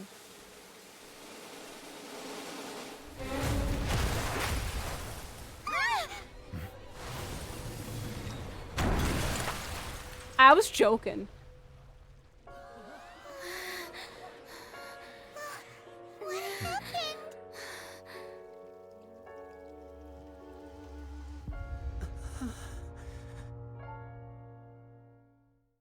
Well. Well, look at that. It's rigged. Huh? Is this part of the show? Mr. Lenny, you're going to use magic to fix the stage now, right? What happened? Oh no. Maybe this isn't part of the show. The girl was still in that box, right? This performance is over. Medical staff with me. Guards, secure the scene and detain all the performers. Seal the exits. No one is allowed in or out at this time. Yes, that's right. If this was just an accident, then we must investigate the cause. But if this was all part of some scheme, then those accountable will not escape the judgment of the God of Justice. No need to be alarmed, you two. We'll get to the bottom of this soon enough. Aw. After some time, the guards complete their investigation. Unfortunately, the person who is in the magic box has been pronounced dead. His name was Cowell, one of the assistants in Linny's magic troupe. Oh no. Apparently, the fireworks on stage ignited the ropes that were suspending the water tank, which then caused the tank to fall onto the stage. As of now, we are still not sure why we found Cowell in the box, rather than the guest from the audience. And after an initial search of the area, the guards have confirmed that the girl is nowhere to be found. It appears that this incident was not merely some mishap with the performance. And there are many indications that it is connected with the case of the serial disappearances of young Oh women. no. Yep, I knew that would be. The serial I knew that'd be disappearances important. case? Here we go. That's the case that Charlotte mentioned before. And to pull it off like this in front of an audience, including the Archon and Chief Justice. I know the truth. I can see through the whole thing. Really, using such a shallow and obvious mystery as his finale. Did he really underestimate us that badly? Well, then the performance would have went off without a hinge. I say that our powerful magician, Mr. Linney, is now the prime suspect for the serial disappearances case. Huh? Why me? This whole thing was an accident. No, this all occurred during your magic show, did it not? The missing girl disappeared after being chosen, did she not? The deceased is one of your assistants, is he not? All right, Linny, you gotta do the correct thing and admit that it's Lynette.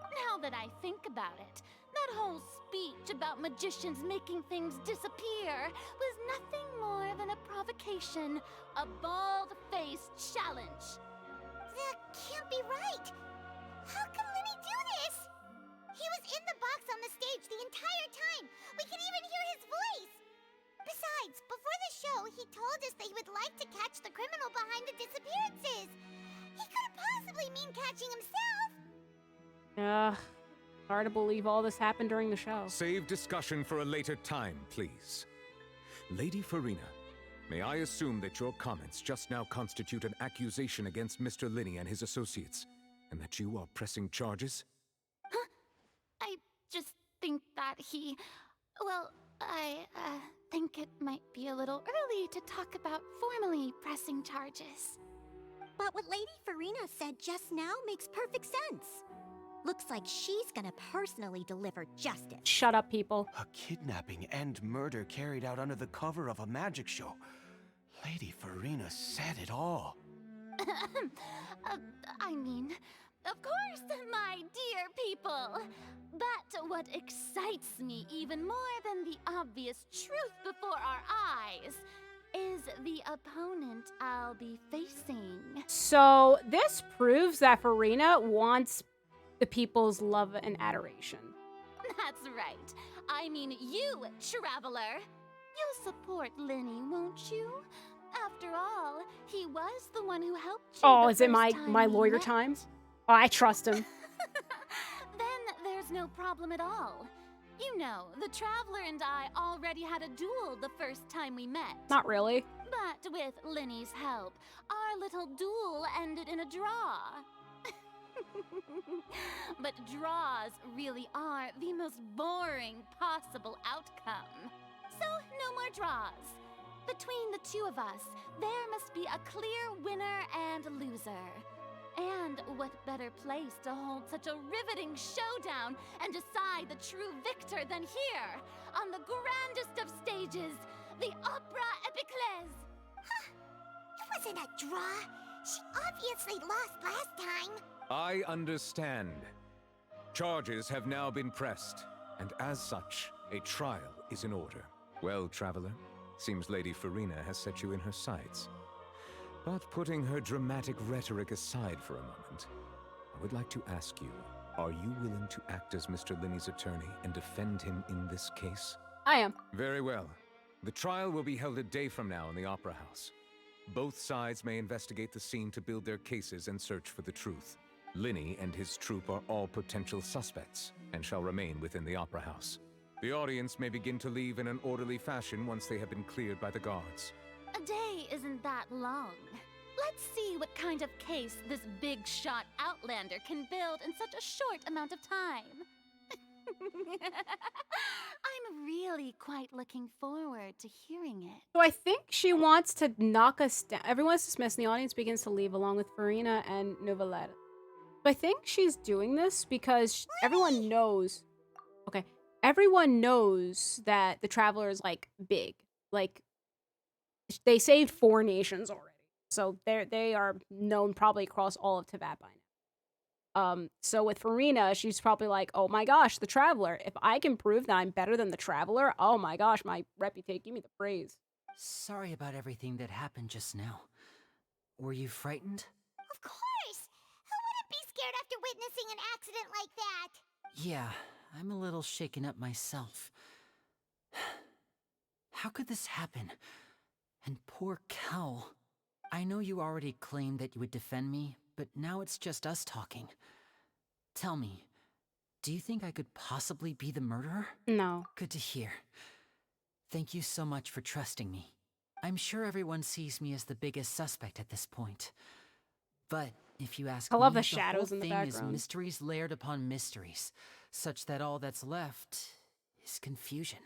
I don't know whether what happened there on the stage was purely an accident or not. And I don't know why poor Cal was in the box. As for how that girl chosen from the audience could suddenly disappear, I'm afraid I don't have any answers Wait, either. that's not really Lynette? If someone tampered with my performance, then we need to figure out what they did. Even a skilled and knowledgeable magician like myself couldn't pull all that off in just 1 minute. But there's no denying what happened. It's strange. Which is precisely why we need to investigate. As this book says, the impossible could not have happened. Whatever happened must have been that which is possible. Where? What? Did you get? Where did you get those When glasses? we were reading at the bookshop in the city earlier. Pretty cool, huh? Don't worry. Why? Paimon used her own savings to buy them. It wasn't from our travel funds. It better not have been. I think they look cute on you, Paimon. You have good taste, Lynette. That's the right attitude. Feeling depressed isn't going to help me now. I need to get back to my normal self. But with the guards watching our every move, it's going to be especially difficult for Lynette and I to prove our own innocence. Well, we'll investigate. Like, the idea for this is that they have to tell us how this magic trick Good thing works. you agreed to be our attorneys. Thanks for that. We'll be counting on you. Yes, thank you so much. I'm used to it. Just leave it to us. Oh, since we're going to start investigating, Paimon has a question first. Where did Lynette go during the performance? Ah, well, I'm afraid that would involve some of our essential trade secrets as magicians. Well, it's either that or losing the trial. The secrets behind our magic are past saving, Linny. I suppose you're right.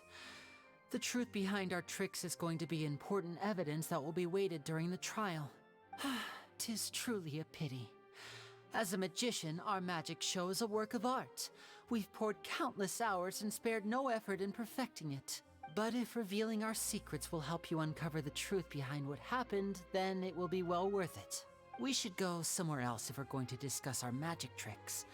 We'll go speak with the guards, and in the meantime, you can go investigate the stage and the seating areas. Alright, let's go have a look while the investigation teams are still here.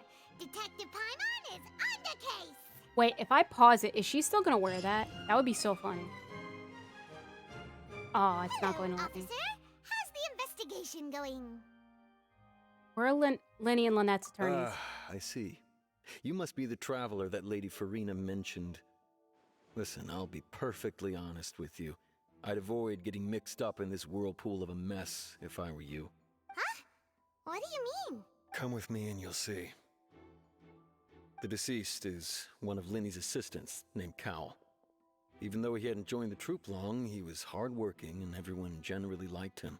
The assistants are usually in charge of setting up and inspecting the props, as well as assisting with the show and keeping the crowd engaged. As you probably saw when you were in the audience, the water tank suddenly fell and smashed the box with Cowell inside it. But why was Cowell inside? This is the real mystery. We've already searched the scene and were unable to find any traces of the girl. However, if you look carefully, the box was positioned directly under the water tank. The ropes holding the tank were then burned by the pyrotechnics on stage, causing them to snap. All these factors lining up so perfectly makes it hard to see this as a mere accident. If anything, the more logical explanation is that the whole incident was intentionally planned, and Linny is the most likely person to have access to all these areas. But he doesn't have a motive. Are you both good friends of his? Well, you can't say we're good friends, but we've known each other for a little while. So in just a short time, he was not only able to win your trust, but even convince you to act as his attorneys. I know there's no such thing as magic. The real trick of a magician is holding the audience in the palm of their hand. I've seen a lot of cases, and I can tell you that people are the least reliable kind of evidence. But that's not always true. People can also be the most reliable evidence. Sorry, I tend to be pretty straightforward. Just know that I'm warning you for your own good. Anyway, you may investigate the scene of the crime yourselves if you're curious. Who knows, maybe you'll be able to come up with some new evidence.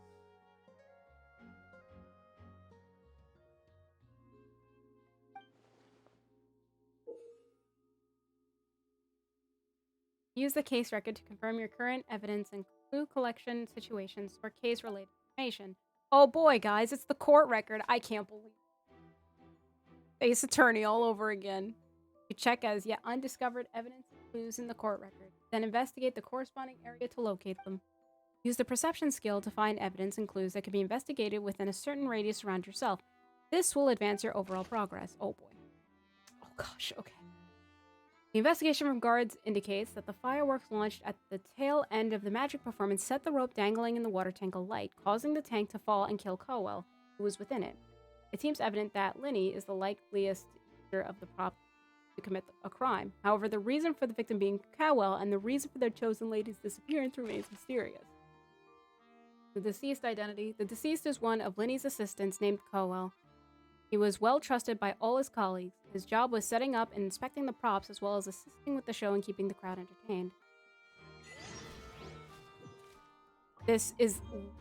I'm actually not kidding. This is Ace Attorney now. Okay. This is where the magic box was struck. If Cowell wasn't inside the box at that moment, he might have dodged the falling water tank.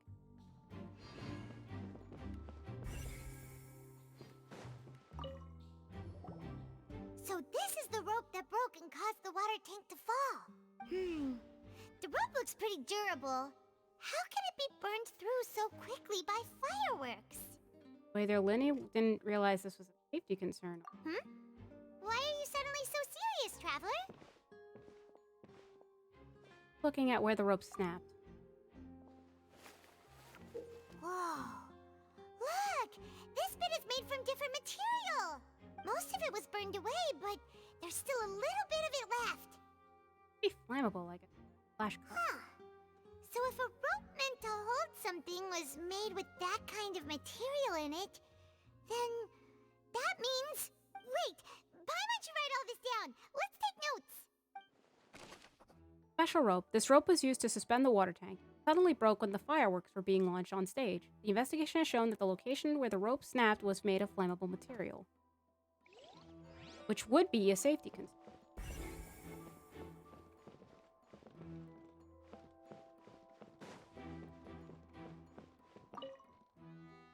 Broken magic box was left on the scene after the guards completed their investigation. Looking at it now, the water tank must have struck it really hard.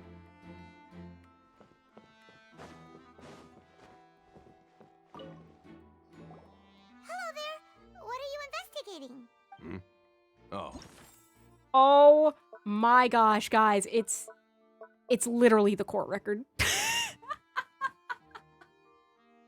It's literally the court record, everybody. Oh boy. Got 9 things to look at for.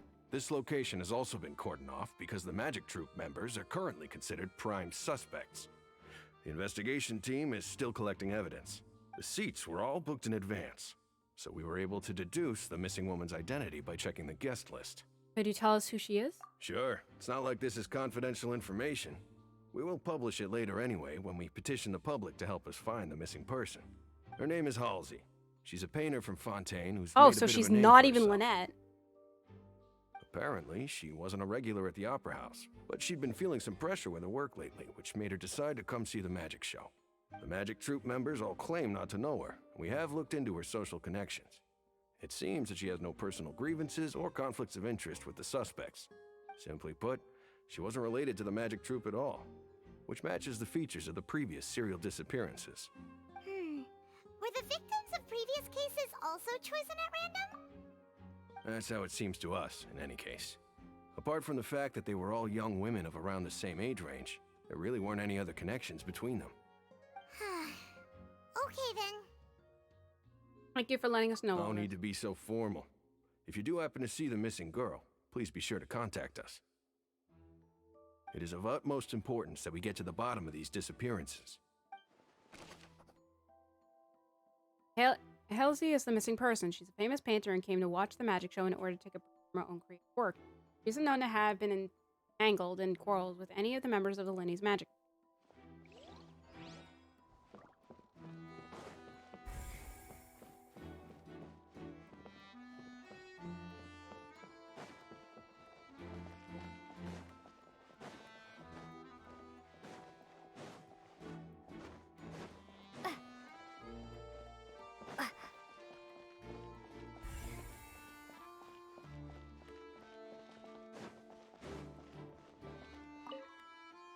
Lenny's still talking to the guards.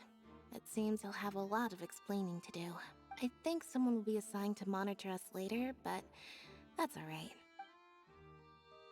Okay.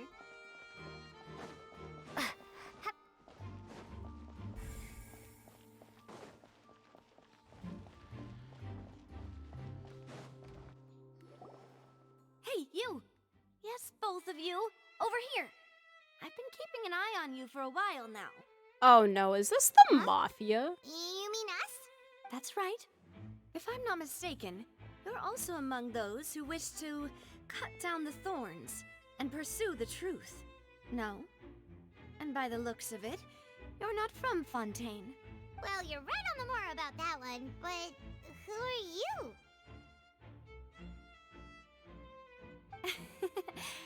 Have you never heard of the Spina di Rosula? No. From mediating disputes and providing protection to solving conundrums, you name it, Spina di Rosula does it. And I, Navia, have the honor of being its renowned president. Feel like you should have a friend. Though those who play by our rules call me boss. I'm Silver, her attendant. Pleased to meet you.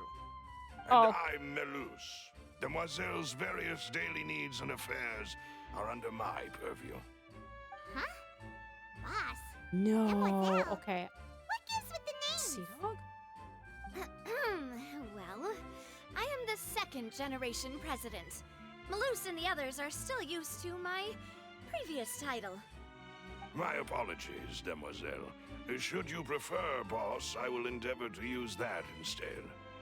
No need. You don't have to call me boss. Just Navia is fine. Okay, if you say so. Not that we're members of Spina di Rosula anyway. Probably not yet. Depending what the story might go. Trifling details. Never mind. Now, back to the situation at hand. So you want to investigate as well? That's right. I've always kept an eye on the serial disappearance cases. My interest stems from a matter back from my father's time. Judging from the look of things, I find Linny an unlikely mastermind. Really? We think so too. That's why we're looking for clues now. But how did you come to that conclusion? Intuition, naturally. My unparalleled intuition. Okay. Farina sure was quick to point the finger at Linny without any decisive evidence whatsoever, wasn't she? But that's not uncommon for her. If you remember, the Justice had to interrupt her and ask if she was pressing charges just to keep her from getting carried away. Anyway, a trial begins the moment I mean, someone true, and levels she did charges. hesitate. It wasn't. And, of course, there was no way Farina was going to back down in that situation. Wait, is the moment someone level charges. Well, more like she hesitated at first, but once the people spoke up, that's when she was like, yeah, I'm now present. Sounds more like you just don't trust the Hydro Archon. Well, what's your opinion? I must admit that she can be interesting at times, but liking her doesn't mean that I'll blindly agree with her. Well, when you put it like All that, right, I've answered good. your question. Now, it's time you answer mine. Wait a minute. Did that answer count? Well, I say it does. But don't worry, you won't hear any pointless questions from me. In your opinion, do you think it's right to treat a trial like it's an opera? Well? Not at all. And why would that be? Doing so makes it easy for the truth to fall. By the way, something serious like a trial shouldn't be treated like entertainment. See, Silver and Maloose? I told you they'd be different. Most astute of you, demoiselle. I too think that the traveler's response was most excellent. No matter how wonderful the script or how fervent the audience's expectations may be, the trials that go on stage here must be based in fact. Okay, never mind.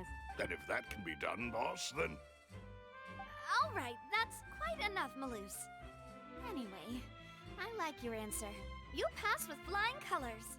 Now, I need to make some preparations, following which our joint investigation shall commence. You two shall be my assistants. Wait! Since when did we become assistants? Oh, well, I can be the assistant, sure. Or your companion, if you like. I'm really not that fussy. Basically, work together. That's more like it. Like, I think the point. Far be it from me to brag, but I believe that Demoiselle's intuition will be instrumental in uncovering the truth. You wish to save a friend from false accusations, and we wish to unravel the disappearances. In this sense, our goals are aligned. You have a point. Huh. You're quite the talker, aren't you, mister? I'm not a Mr. Primal. Why'd you point it at me? What do you think? You seem like you've got something on your mind. I have nothing to add. Oh, alrighty then. We'll be making some preparations first. Just be sure to let us know if they start revealing Linny's tricks. Thanks! No, I don't want to tell you that. Guess we... Speaking of that, I think magic shows would be very popular in Poisson. I can see Poisson. that. Maybe Poisson. I should try to learn some magic. If I could make things disappear, cleaning my room would be a cinch. You need not worry about such things, demoiselle. That falls under my duties. Oh, right. Okay.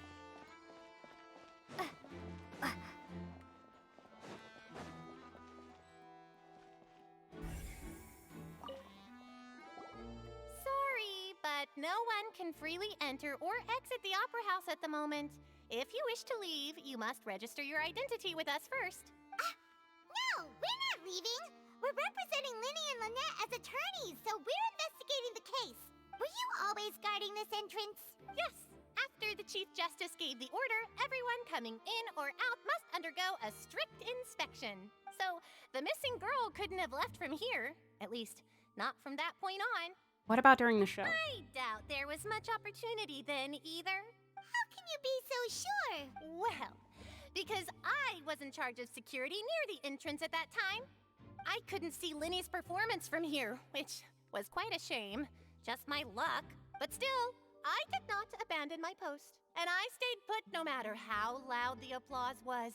If someone had so much as even approached the door, I would have noticed it, let alone if they had tried to leave. We Melusines are good at that sort of thing, you know. So, It's safe to say the girl couldn't have left through here. Alright, thank you for your help. This'll be useful info. No one left the Opera House during the magic show. After the incident happened, only those who had their identities cleared by the guards could leave. Alright.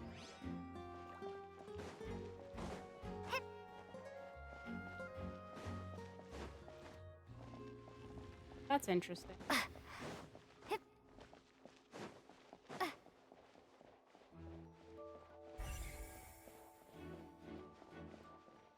Are we actually gonna rate, like, I see talk that to you're everyone of these investigating audience the members? area. Well, it just so happens that I'm interested too. If you find any new and interesting leads, be sure to share them with me, alright? We don't have too many thoughts yet. Then why don't I tell you my hypothesis first? The way I see it. It all started with that loud thud. The thud? Oh, true. Oh, you mean the sound that happened during the countdown? Yes, exactly. It wasn't terribly loud, but I suspect that most people heard it. It's just that everyone was awaiting the results of Linny's trick with bated breath, so no one paid it much mind. But now that the incident has happened, the thud has become an important clue. True, that happened. So, what do you make of it? And it happened before when Lenny kind of opened the door again to reveal he was still in that I'm box. of the opinion that it may have been the sound of Linny's accomplice, Lynette perhaps, jumping atop the water tank or something like that. And when the pyrotechnics went off, she cut the rope, sending the water tank crashing down. Okay. But wasn't the noise we heard too loud for that? Perhaps the balance wasn't right, leading to a particularly rough landing. Then wouldn't the water tank have started to swing a bit in that case? Oh, that's true. I suppose I must reconsider. That does remind Paimon, though. What was with that sound? During the switching performance, there was an audible thump that many audience members heard. Would have been very nice if we could, like, somehow look at the top, but as you guys can see, the top looks a bit plain.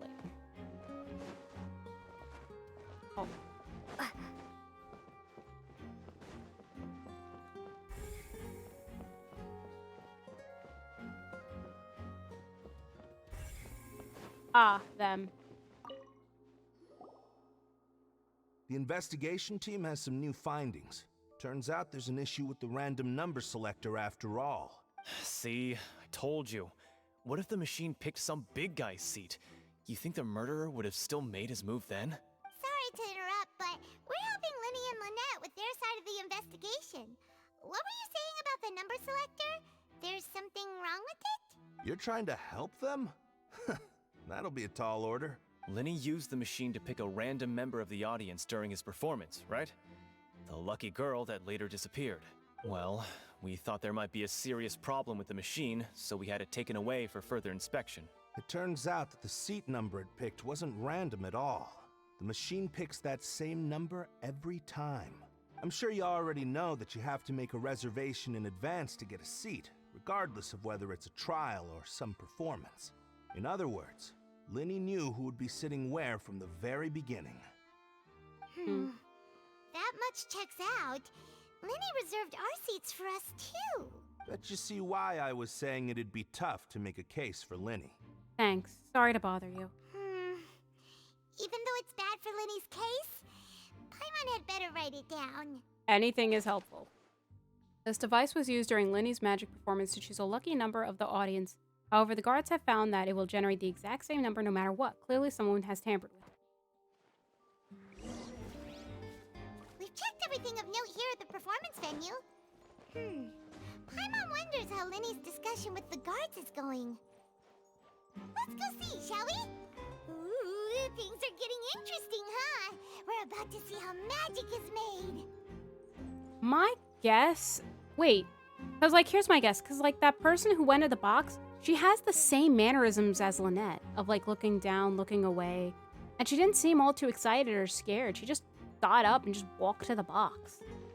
That's why I'm thinking it's still Lynette. Understood. I think someone Then else I will be did going this with you. in the spawn of, Just like... so you're aware, I will be monitoring your actions and making notes as necessary. Very good. Thanks for being so agreeable. I'd pull a rose out of my hat as a gift for you if I could. Sorry, I was uh so anyways, I think that the real culprit used their magic show as a distraction to actually like kidnap this person. You may spare the pleasantries. I'm just doing my job.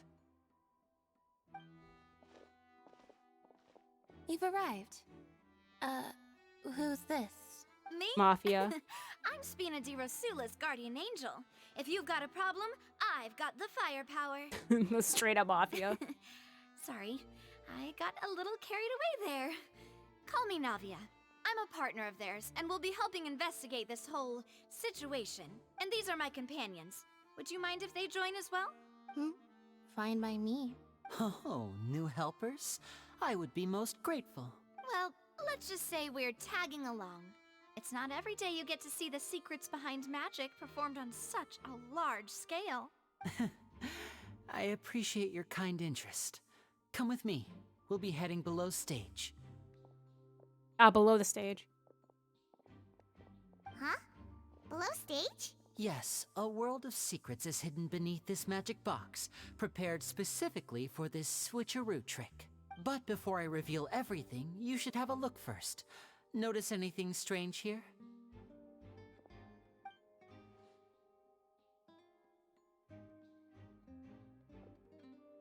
I'm not trying to be dramatic. Remembering the details of a trick will help you understand the methods used to perform it more easily. Huh. Weren't there balloons and other decorations here? Where did all that go? Ah, good eye.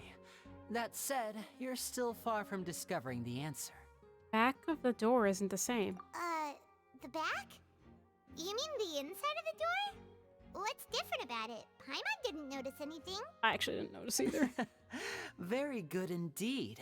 I thought you might not be able to catch that, given that you were sitting in the first row. The back of this door was patterned. Those patterns are now gone, replaced by a smooth wooden board. So, if you put 2 and 2 together, what do you get? There's another box inside this one? Exactly. All right, let's go. I'll tell you how it works as we head down. Oh, so there was a passageway under the magic box! And this passageway linked the two boxes together. I knew you'd figure out most of it as soon as you saw this place. The 2 magic boxes are positioned right above the 2 entrances of the tunnel. See this flatbed trolley? The box with the lucky audience member in it would be shuttled over to the other side using the trolley. This trolley can raise and lower and even rotate, ensuring that the box will face in the right direction. I see. So that's the purpose of the box inside another box. Even so, like, I'm pretty sure that if number generate, unless we have to get it out of Linny. Precisely. The inner Maybe it box isn't. would I descend don't know. after the audience member was put inside and be moved along the trolley, all while the outer box would remain on stage as if nothing had ever changed. So that's how you did it! Once the box was lowered, the trolley would store some energy through this device here, with which it would complete the rest of the steps. The audience member would only be able to feel some slight movements in the dark, and by the time she walked out, she would already be back on stage. And what about your side of the trick? Right! You were talking that whole time, and you even came out for a moment near the end! Ah, yes. A phonograph operated by Lynette was used to achieve that effect. My assistant and I had already scripted our conversation beforehand. When the countdown began, I had already gone to the opposite box via a tunnel using that ladder. And what about Lynette? Where was she? I was in the mezzanine space in the back of the box. Oh, interesting! The what at the back of the box? That's how we were able to coordinate Linny's lines with the assistant. And, by the way, I was the one who walked out of the box at the end. I mean, we Yeah, are it was twins. him. It was her. All it takes is a change of clothes and no one can tell who's who. And that's my favorite part of this trick. Only Lynette Oh yeah, and I think can she had the perform it. star, and he has the teardrop. So that's how it all worked! Wow! Every detail you revealed was more amazing than the last! You can tell a lot of thought was put into Lynette this. would briefly walk out of the box and then go back in, jumping into the tunnel and escaping before the box on the trolley could finish ascending. And then I walk out of the other box in the audience area, and the trick would be complete. The operative word here being would. But as you saw, Cal was in the box, not our audience member. She, on the other hand, mysteriously vanished. We really don't know how that happened. If not for that interlude, this would have been an astonishing trick. I probably never would have figured out how you pulled it off. And yet, to think that someone was able to use this magic trick to commit a crime. Could we have a look around? I think we can come up with some more leads. This is the scene of the crime, so Linny and Lynette are not permitted to stay here. I'll escort them back up. Yes, of course. No need to be so strict now. I won't disappear into thin air, you know. Thanks, everyone. We're counting on you. Okay, guys, we found her. Anyways, Lenny gave a detailed account of how the trick was supposed to work. By using a box inside a box, the idea was for the box containing the audience member to be transported across via a tunnel underneath. And Lenny himself would also use this tunnel to get to the other side. Meanwhile, having changed her outfit, Lynette and her assistant would take charge for on-stage reactions. Oh, so the one where, I guess, quote-unquote, Lenny came out of the box was actually Lynette. And the magic box on stage has an additional layer to its rear, in which Lynette in Lenny's clothes remained hidden. She would appear at the end of the magic trick and lead people to believe that Lenny had been able to instantly move to the box on the other side. Oh, okay, I get it. I get it now. The magic box at the center of the audience stands has 2 layers, and beneath it is an entrance to an underground tunnel. This was how the lucky audience member was meant to have been transported without the audience noticing. Okay. Here we go. This should be the control device for the trolley. It seems to be operated automatically.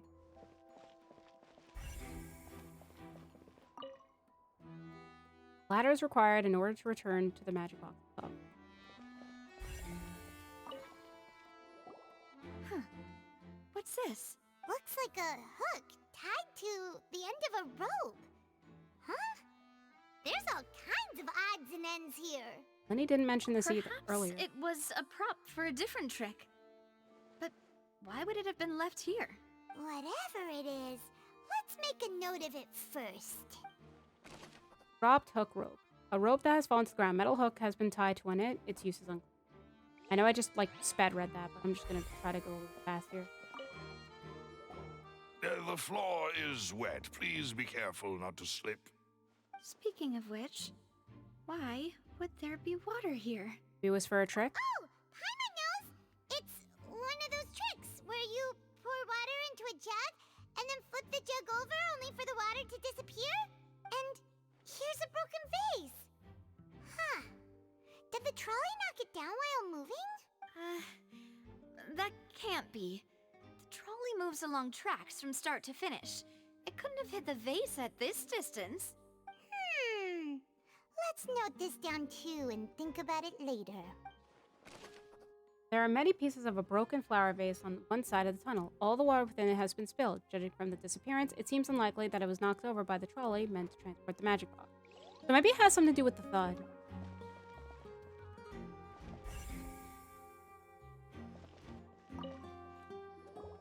Oh, these are the clothes that the lady chosen from the audience was wearing, right? Her clothes are here, but she's nowhere to be found. Lenny didn't mention that guests having a wardrobe change. This is concerning. And do you really need to do that if you're kidnapping them? Ugh. Wait, time on. Why are the eyes now Paimon doesn't want to be a detective anymore. Wait, why are the eyes spinny eyes? They were blank before. The clothes belonged to Halsey, the lady who went missing, were found in the tunnel. The reason for this remains unknown.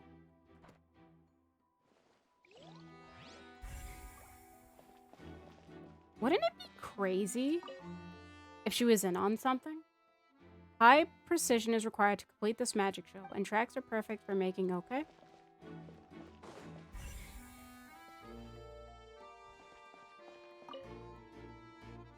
All kinds of props and costumes are haphazardly stuffed inside.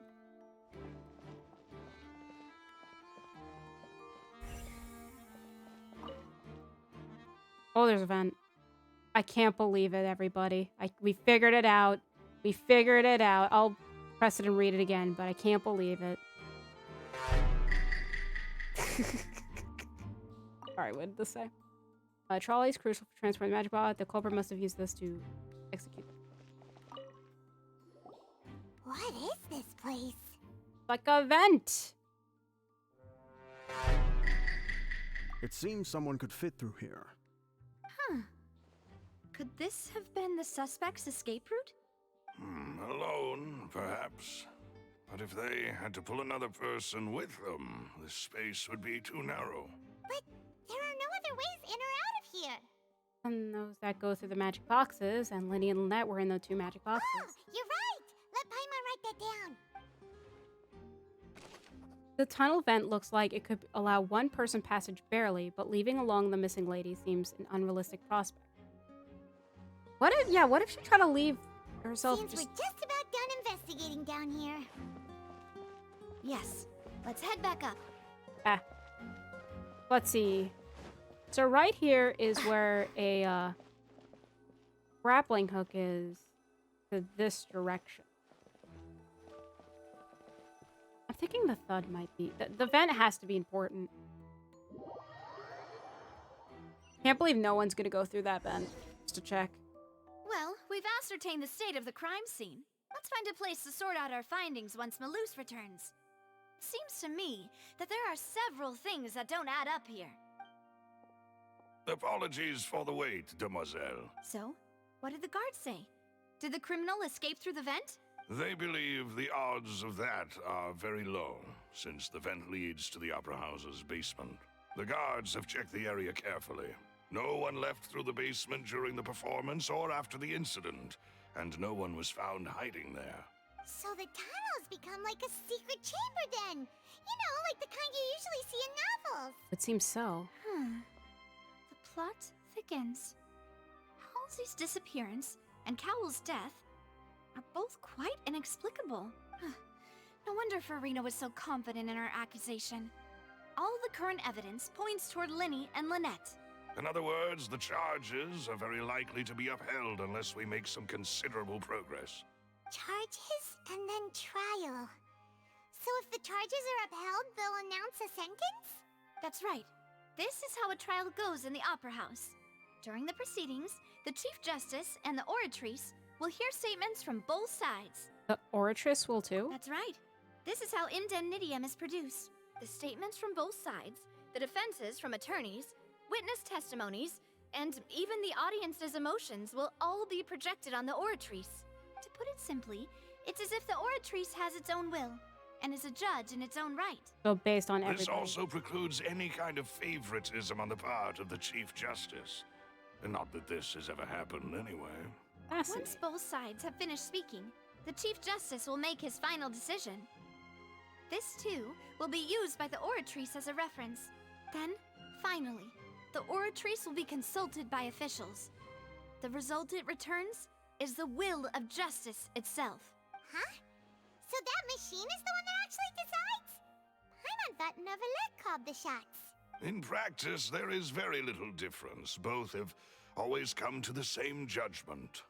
Which is why people have great faith in the Chief Justice. Yes, the guards also asked me to convey that none of us will be allowed to leave this place before the trial. Huh? Why? Because we've chosen to act as the twins' proxies. That makes us persons related to the case. Okay. They're concerned that we might be colluding with outside parties, or that we might find outside help to disrupt the case. And even if that were not so, it could prove problematic if we happen to spread key information about the case ahead of time. I'm ready to break out at any time. Whoa! I'm ready to break out, dude. Paimon thinks they have a point. That said, are they providing food? Of course. I just hope you don't mind the lack of options. I'm afraid that catering to all tastes is not in the cards, nor is any guarantee of balanced nutrition. Well, now's not the time. In that case, let's just sort out our findings together here. Pity. I was hoping to take you to try some of Fontaine's famous desserts, too. I mean, what better way to properly think through our findings than over some tea and sweets? Huh. I just saw the video. Breaking out suddenly doesn't seem like such a bad idea after all. I'm on. Just kidding, just kidding. Paimon will still do her best, even if there are no snacks. What do you mean, no snacks? Of course we'll have snacks. If we cannot buy some, then we'll simply make some. Huh? Here? But how? These seats are perfect Mademoiselle. kindling. Everyone, please come with me. Okay, I guess we're just not gonna know. We're not gonna witness it. Wait, you're carrying a portable stove with you? Yes, I must be prepared to meet the demoiselle's baking needs whenever the fancy strikes her. I have eggs, sugar, and almonds at the ready. Good work, you two. Then I'll get to it. Wait, Please shouldn't you sit need to tight for a refrigerate the moment. eggs? You'll get to taste my awesome snack soon enough. Okay. These three are quite the interesting group. Must be a Spina di Rosulia thing. Navia methily handles the ingredients, pulls out fresh macaroons and stove in order. Ooh, macaroons. That's actually good while it was still in the oven. Oh, it's even better now. Paimon can't stop drooling. From the way you had these two guys carrying all that stuff around, Paimon thought you'd have them do more during the baking process. But you ended up doing the entire thing by yourself. Beating the egg whites, grinding almonds, everything. I was applauding. I was applauding. And I was giving encouraging smiles. It's not quite what Paimon meant, but okay.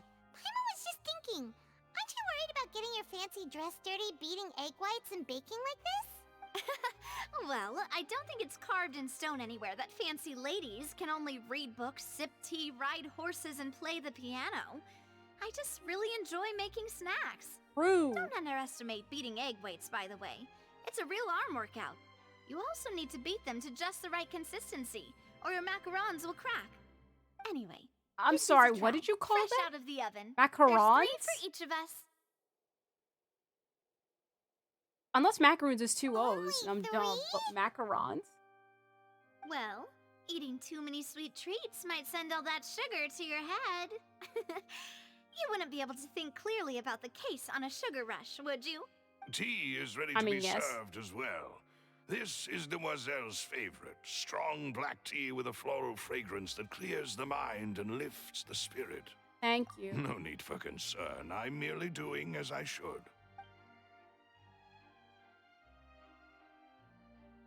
All right then. Down to business. As Paimon mentioned previously, the tunnel seems to be something of a secret chamber. However, we can assume that Linny and Lynette were not alone within it. Some criminal also occupied its sealed confines. The magician twins could have committed the crimes, of course, but they lack any logical motive. Exactly!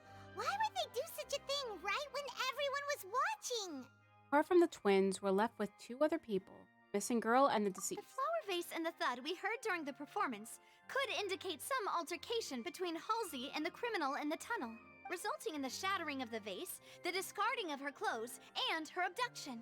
Perhaps the Why would criminal they thought discard that the since she was clothes? chosen from the crowd, she would be too easy to identify if she was still wearing the same clothes. Paimon thinks that makes sense, but the real trouble is... No evidence that this 3rd person even exists. True. None of the clues we found thus far support the existence of this 3rd person. But the only people left to consider are both technically victims. Whether it's the missing girl, Halsey, or poor Cowl. Huh. Could Halsey have secretly made modifications to the magic props in order to murder Cowl before making her escape? But she had no way of knowing how the magic trick worked. That's right. And even if she had tampered with the setup, she would need to understand the entire trick to pull it off. Nor does she have any motive. The guard said that she has never had any dealings with the Magic Troop's members. Were we not thorough enough in our search? From the sound of things, this is turning into an impossible case. Your macarons are amazing though, Navia. They smell great! They're nice and crisp and super sweet! They are my specialty after all. And I see you've already had 5 of them. What? 5? Oh, that can't be right. Paimon only counted 3, honest! Please don't worry about it. At my age, a few less sweets might actually be a good thing. No. Being greedy is one thing, but Paimon knows how to count. Besides, Paimon knows that if she ate too many, then others wouldn't have enough. Fine, if you ate them, you ate them. Wait, even you don't believe Paimon? How could you? If Paimon ate those 2 extra macarons, then may they turn into stone in her stomach! All right, we get it. Well, I suppose one of us might have gotten too engrossed in our chat and eaten them by mistake. No big deal. Malus, set up the stove again if you would. Huh? What are you doing? Making sure everyone gets 3 macarons, of course. Oh, there's really no need for that. Exactly. I saw it We don't want to trouble you. As you wish, demoiselle. And I have the egg, sugar, and almonds. Well, this really is your hobby, huh? Nevia does a second round of baking over. But the discussion that follows does not yield much progress. Well, that's it for snack time. So what happened to the 2 I'm macarons? going to have another Something look happened. around the area. I don't know Maybe what it's we're Farina. looking for yet, but we've still got some time. As attorneys, I suggest the 2 of you think the case over again. It would be awkward if you got all tongue-tied on stage during the trial. All right, thanks for your help and for the snacks. It was nothing. A small task for the Spina di Rosula. Silver, Malus, it's time to go. I'll be back if I find anything new. Neither Coel nor Helisy had a motive, but after having talked to Nevia, the likelihood of a third person being involved seems very low. I think It's time to put our heads together. We've got to get our defense ready for the trial. so. Oh, it's probably gonna be a long and difficult case. There's no point in worrying about that now. We just need to prepare. Okay. Here, take Paimon's notes. They should help you review the situation. We talk. So, my guess is that even though Helisy has no reason to being in the troop, but the number thing was rigged to be her seat. No matter what, it was going to be her. So maybe... Oh, no. They had the data of Helisy being on that ticket, but they might not necessarily be her. So I guess what that means, it could be someone disguised as Helisy, and they did this to Lenny's magic show to kind of get them under suspicion of the case. That could be it. Because we saw her clothes in, like, the basement, in the vent. For kidnapping, there'd be no reason for that, and I'm assuming there's that. Yeah, we're not gonna. So, I think that Helisy wasn't really Helisy, and but there is the issue of, like, maybe she didn't know the magic show, but if she did go into an event, maybe she could have been Come a on, guard. traveler, let's go. The world is full of That's what I'm guessing. ballads just Anyways. So, with that, I love how I'm on a viewpoint.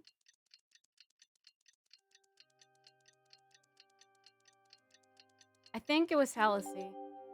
waiting to be discovered. Very pretty.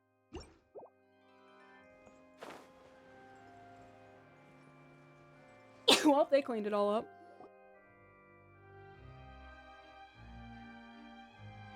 What do we do?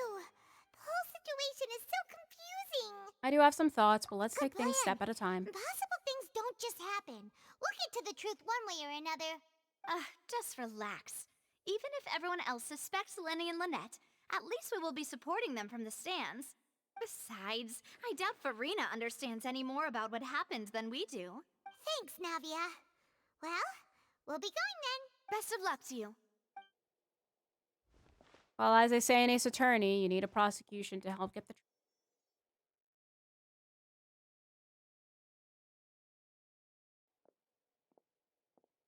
Ah, finally, you're back. Well, how did your investigation go? To be honest, you might be disappointed. No. We're already very grateful that you were willing to help. Well, now, don't you all look disappointed. Don't tell me that your investigation came up empty-handed. That was to be expected, of course. The guilty can never produce proof of their innocence. But don't let that stop you. I shall be terribly disappointed should you, my most anticipated foe, concede so easily. No. Since both parties are present, I declare that the trial regarding the magic show incident is now in session. Firstly, in order for the audience to understand the causes and results of the incident, could we please have Mr. Linney explain the trick? Yes, of course. I will explain while Lynette demonstrates on stage. All the necessary items have been prepared. Linney clearly reveals the details of the magic trick. Everyone in the audience Thank is you, stunned. Mr. Linney. In that case, I take your statement to be that you ran to and remained hidden within the magic box in the audience stands once the trick began, and thus could not have committed the crime.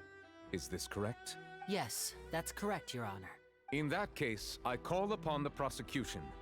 Lady Farina, do you wish to refute his statement in any way? I love how he has that hesitation to be like, Farina. Allow me to take the first shot and break this case wide open. Mr. Lenny is clearly lying. There is no way you could have been in the box the whole time if you were to abduct Halsey and murder Cowell. In fact, I'd say you were hardly in that tunnel at all. That is simply your hypothesis based on the presumption that I'm guilty. Oh, is that so? And if I may ask, what did you hear while you were inside your box? The roaring countdown of the crowd, of course.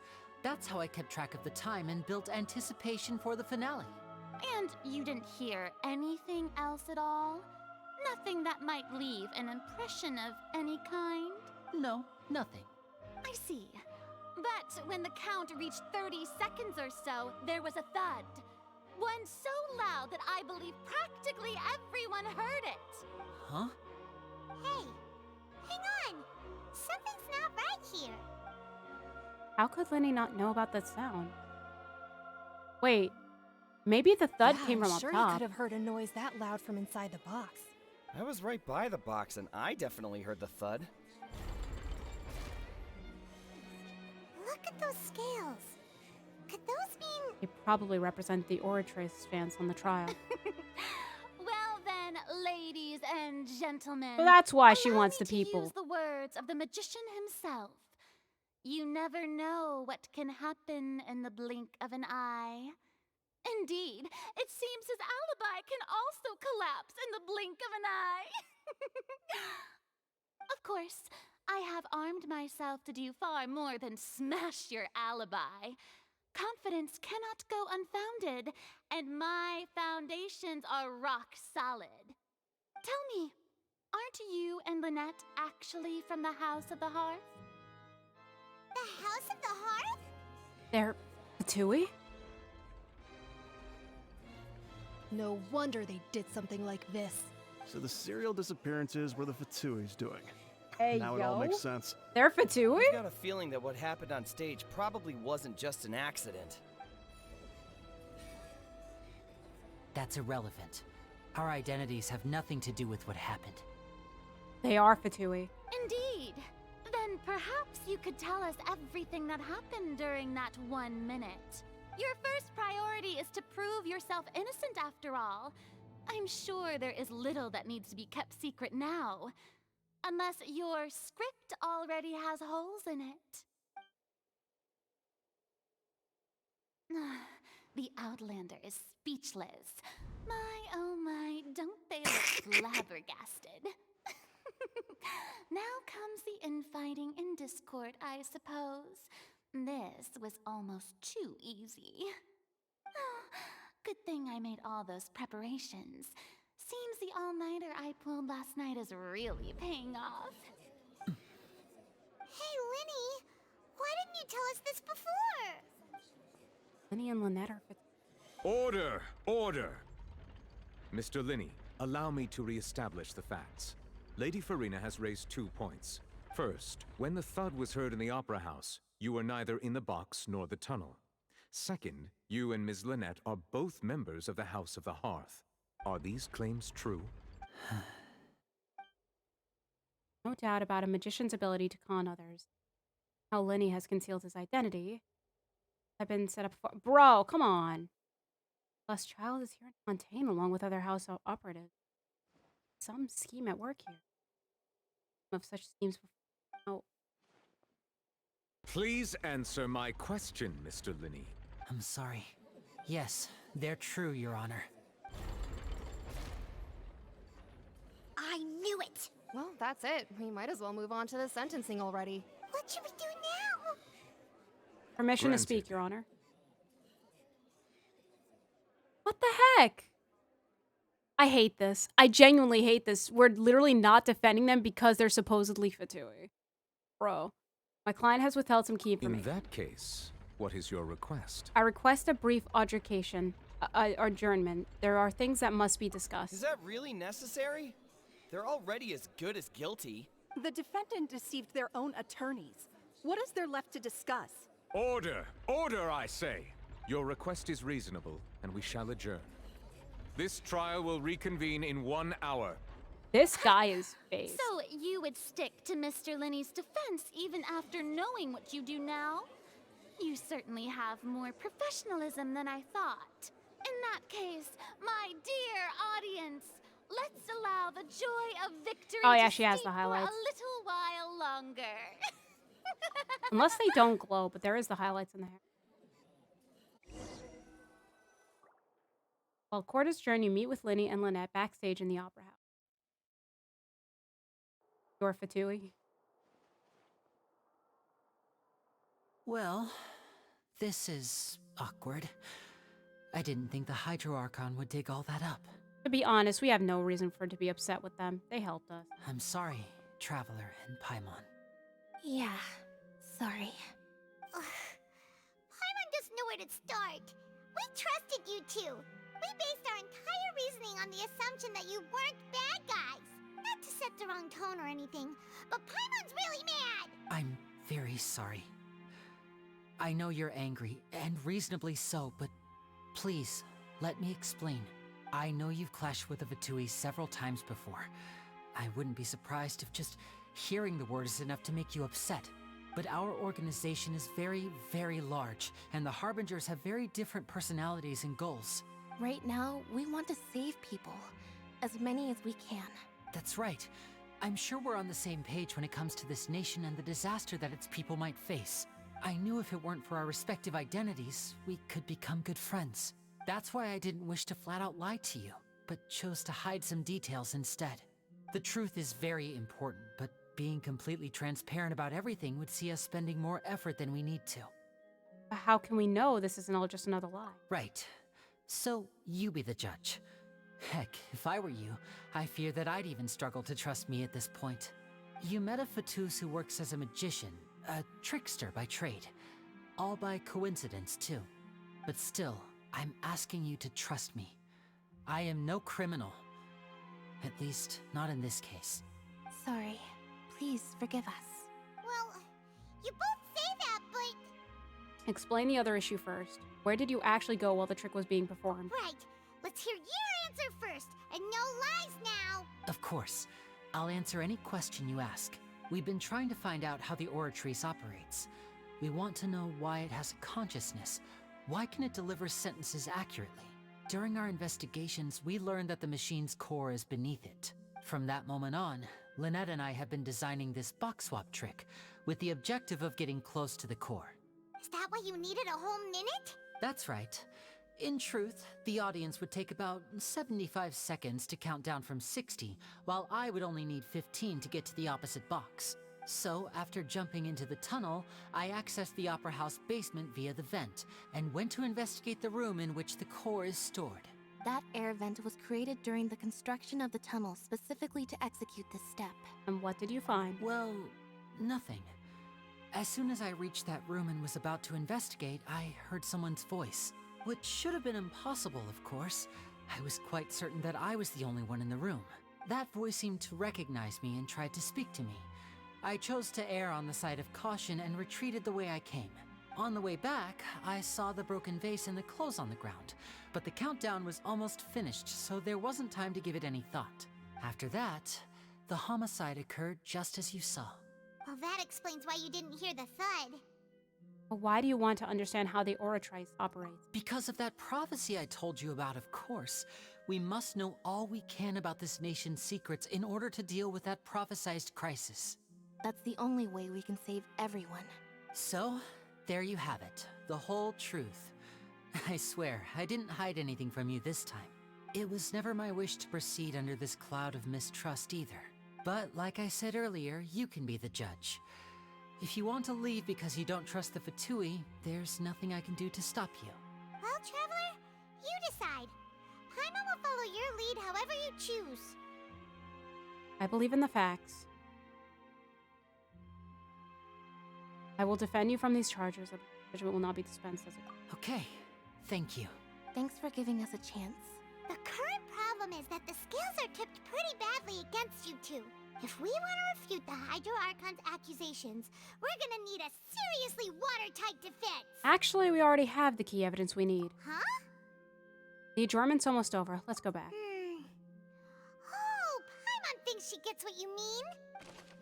Lenny claims that he headed to the chamber containing the Oratrin's core upon entering the tunnel and did not witness the crime taking place, thus he did not hear the thud. Lenny claims to have heard a mysterious voice within the chamber that houses the Oratus core within the opera's underground thing. Yeah, let's go.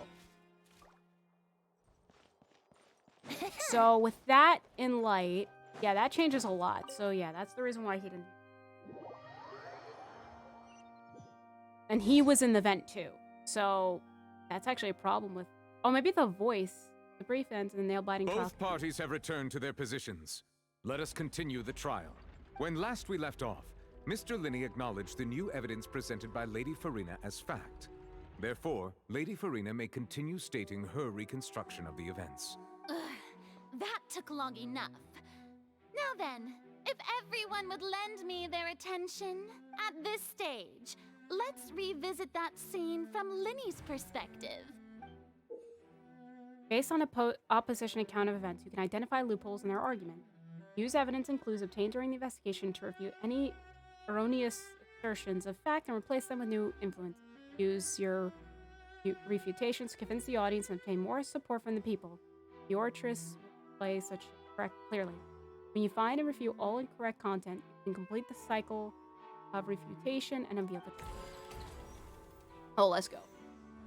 As the countdown began, he entered the tunnel.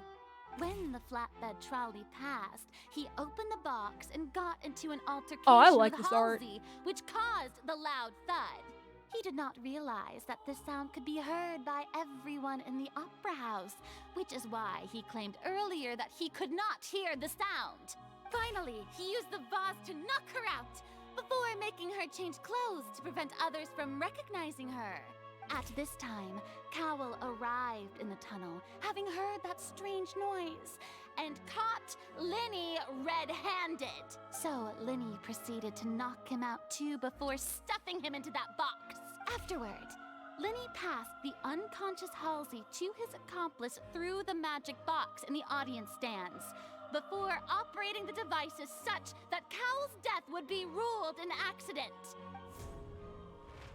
And there you have it. That's the truth behind what happened. Does the defendant's side have any objections to Lady Farina's description of the events? Yes. The key to refuting Lady Farina Oh, I can talk is now. the order of events. What Linny experienced and what he saw.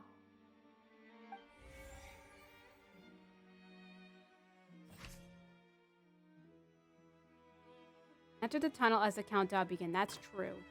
The last sound was from Linny fight, but Linny claimed that he heard nothing in order. According to Linny, he left via the vent after entering the tunnel. He couldn't have had that altercation with Halsey. And after that... Oh, gosh. The clothes belonged to Halsey, the lady who went missing. Reason for this remains unknown. Linny must have been very confused.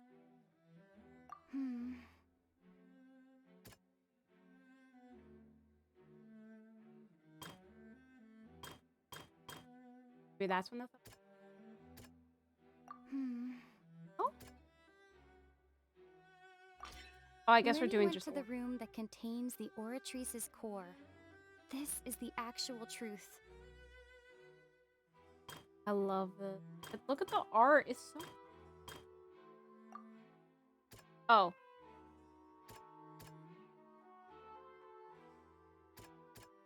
I guess that has to be a loophole too, even though he actually entered it. No one left.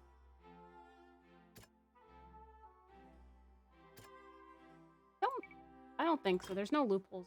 Because he did enter the tunnel. Alright, Linny knocked Cowell out.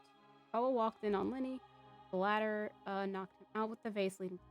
The existing evidence indicates that when Linny returned to the tunnel, the crime had already taken place. All Linny saw was... Oh, that's my hints. Lenny did not take part in the underground altercation. He only witnessed traces of the aftermath. Attention! Ace Detective Paimon has something to say! Can't wait for us to, like, rat him out. When the countdown started, Lenny did indeed go into the tunnel.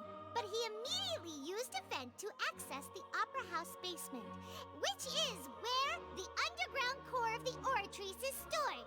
Once he reached that area, he heard a voice in what should have been an empty room.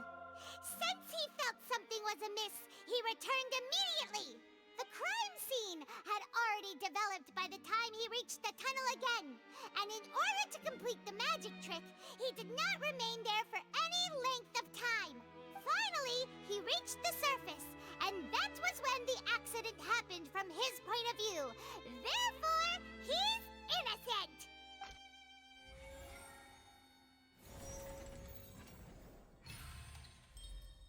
Successful refutation. Let's go. Objection. Paimon did it! Paimon actually managed to say all that! Wasn't it awesome? In other words, you believe that he knew nothing of the incident? That's right! Moreover, I believe my opposition's reasoning is flawed. My reasoning? The onstage equipment was clearly tampered with in a premeditated fashion. However, you say that Cowell bumped into Linny by chance. If that's the case, then if Cowell hadn't entered the tunnel, who was the entire setup meant to kill? Assuming that what you say is true, Linny only needed to kidnap the young girl to cause a new disappearance case. What would the point of killing someone on stage be? Oh, they have a point. That's right, you tell him! And that's why they're partners of mine. They've managed to turn things around. We barely know you. Well, your denial is very strident, I'll give you that. But what proof do you have to back your claims? Do you happen to remember how you refuted Linny's alibi initially? Of course I do. If he had been in the magic box the whole time, how could he have not heard that sound? Why do you ask? You're saying that he wasn't? Your claim has now become my weapon. Oh, I don't know why. I guess, like, doesn't matter. Choose... Oh, wait. What?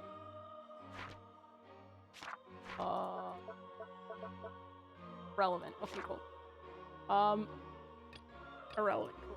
Okay, good. I'm glad they kind of just have this here. So this is baby Ace Attorney, guys. Oh, there's another thing. So that's probably... Well. So which is the evidence that Linny wasn't in the tunnel when the...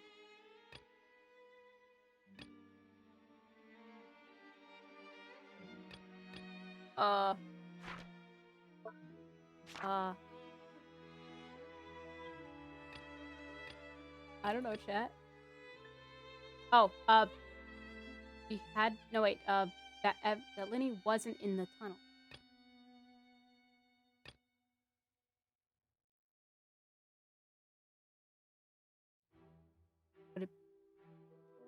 This? That's right! Linny wasn't in the box or in the tunnel.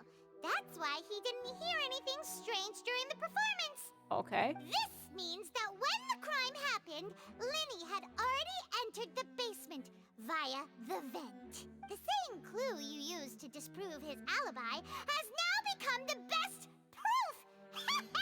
How do you like that? Well played. To think you'd use such logic. She's like, oh, no. Well then, if it wasn't Linny who committed the crimes, then who was it? Bro. Bro, the murderer was, I don't know. Select the gear icon on the interface to check. Select answers and fill all the empty gears to verify the correctness of the function. If you have made mistakes, you must make another selection for the remaining results. Once you have answered all the questions correctly, you complete this logic chain. Ahem. How did the culprit trigger the accident? The guard's investigation... Oh, no. Linny is no longer under suspicion. Only the other members of the crew would have been able to tamper with the stops. Lenny gave a detailed account of how the trick was supposed to work. By using a box out of box, the idea was the box containing the audience member to be transported across via a tunnel underneath, and Lenny himself would also use this to get to the other. Having changed her outfit, Lynette and her assistant would take charge on the onstage interactions. Clothes belonging to Halsey, the lady who went missing, were found in the tunnel. Who was the only person who could possibly have committed the crime? The deceased's name is Cowell, Lenny's assistant. He would have been able to tamper with the equipment. Halsey is the missing person and an ordinary audience member. Or did she have her own scheme all along? Okay, my guess is this. No? Could there have been a third person involved? Is that really a possibility? What my theory? The deceased's name is... Yeah, hold on. Oh, stop. What was evidence like? How did they trigger it? The fireworks burned the rope. Caused the... Oh well. Lenny is no longer under... Only the other members of the troupe would have been able to tamper with the props. And Cowell himself? What? Okay, can't wait for this to be a thing. That can't be right. Are you serious? The killer was, in fact, Cowell, the deceased! Oh, is that so? How interesting! Let's hear your reasoning then. What I must do next is recreate the truth. What Cowell did, and how he went from would-be perpetrator to victim.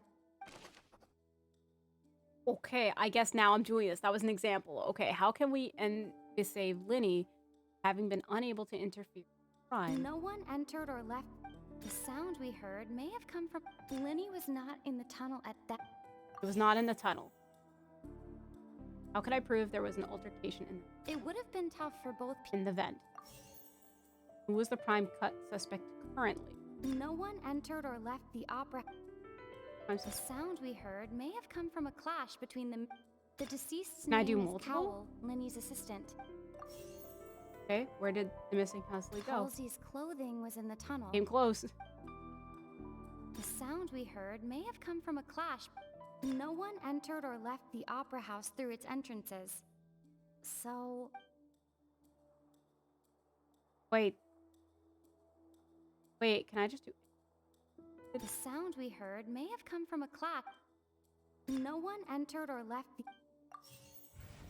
Okay, cool. Okay, so the... Wait. This was right. Okay, that's... Oh, no, that's our prime suspect. Lenny was unable to go there. Cool. Alright, Halsey's clothing was in the tunnel. And then where did it go? The sound we heard may have... No. No one entered or left the sound we heard. Alright, they made a baby. It would have been tough they for made a both people. baby. Halsey's It clothing just gave me the answers.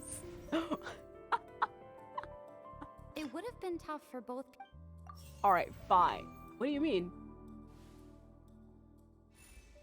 The criminal must have understood the methods behind Lenny's magic trick and must have been in a position to easily modify it. Okay, wait. Leaving aside how he died, Cowell has all the means to commit the crime at his disposal. The noise could likely have been the sound of Cowell and Halsey struggling. Lenny was not in the tunnel for 1 minute. This would have given time for Cowell to bring Halsey out of the magic box in the audience stand. But according to the guard's testimony, no one entered or left the opera house. Even if he had taken her, no means of exiting.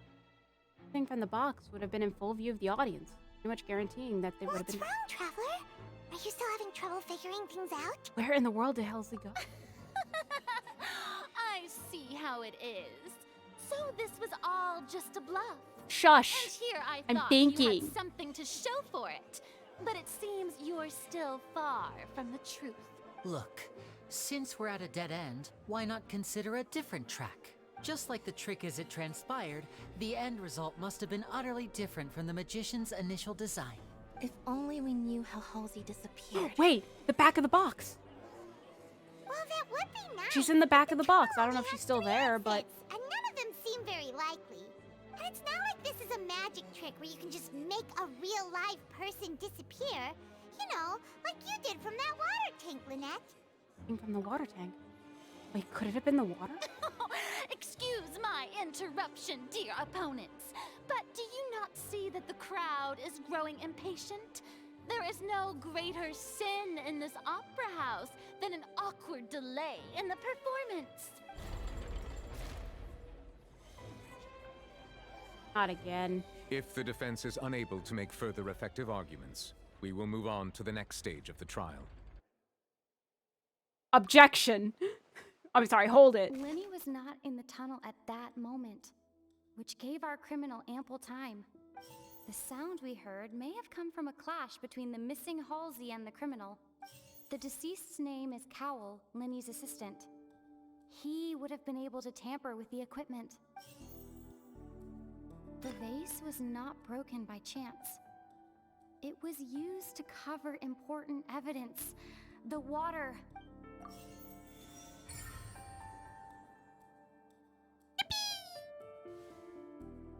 Oh, Paimon gets it! It all comes together if Halsey disappeared instead of being kidnapped. Lynette escaped from the water tank, vanishing gradually and leaving only clothes behind. If there's a similar method where a person could be transformed into water... Oh, just a moment, please. I do hope you know how preposterous you sound at the moment. How could a person ever be transformed into water?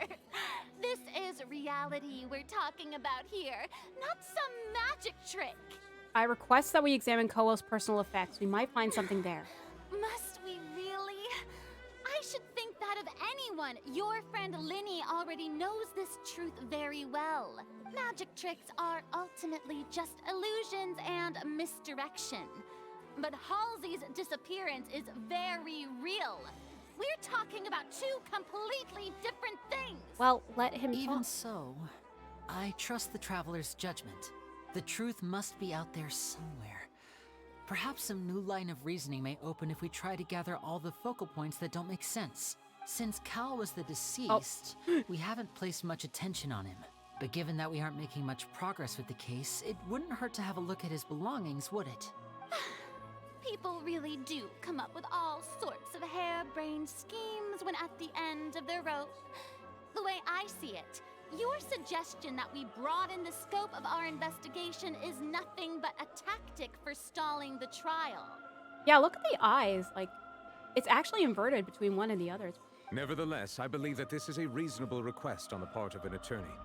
Since the trial does indeed appear to be at an impasse, I believe that additional evidence may help us make more progress. Guards, please step into the lounge and examine the personal effects of the deceased, Cowell. Wait, so the dead body was just there in the lobby? We are still Because it was a examining the day. items, but we have already made critical progress that we feel must be shared with everyone post-haste.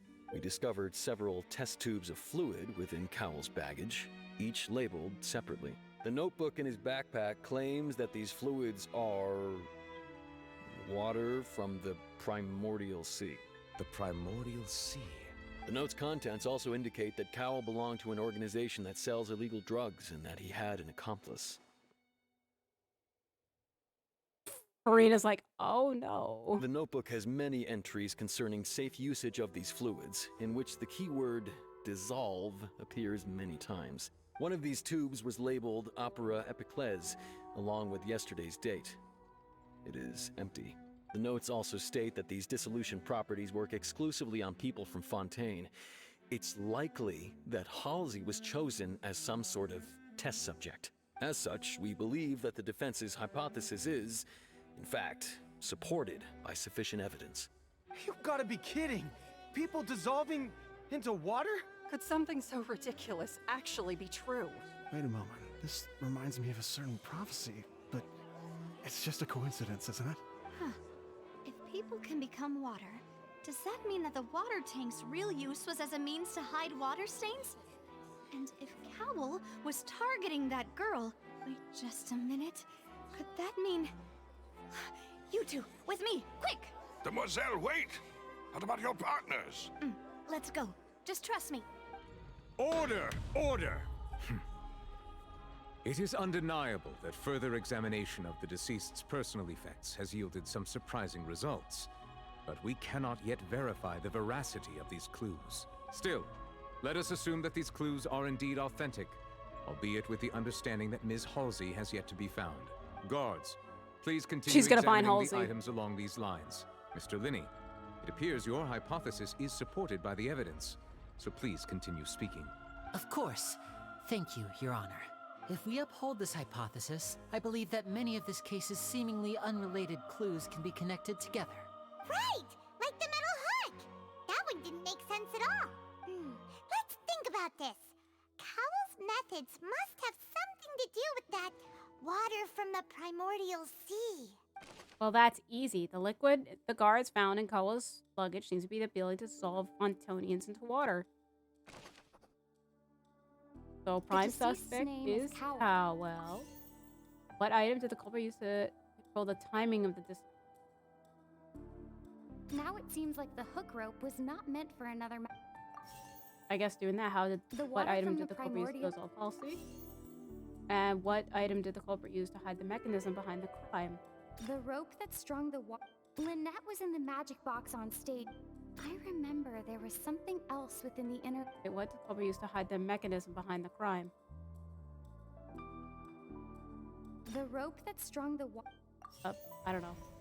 Yeah, I don't know what the last part. I remember there was something else with.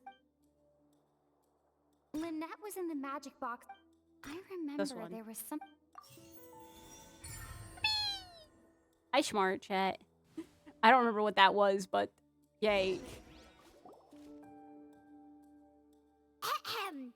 It's Ace Detective Paimon's time to shine again! Paimon, we're ace attorneys. In the Come on, get it original right. plan, Cowell would tamper with the water tank rope and the number selector securing his target. When the magic box containing Halsey was lowered, the metal hook would retract gradually and pierce the balloon at the top of the box. Wait, when the magic box contained metal hook would retract.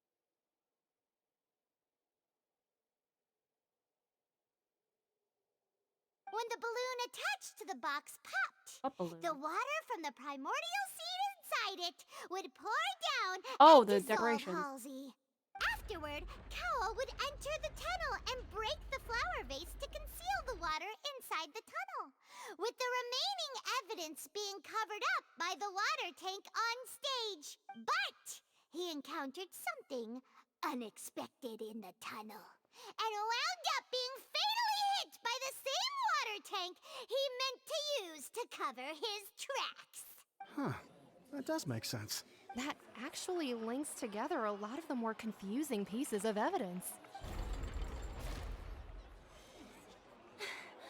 Oh dear, what do I do?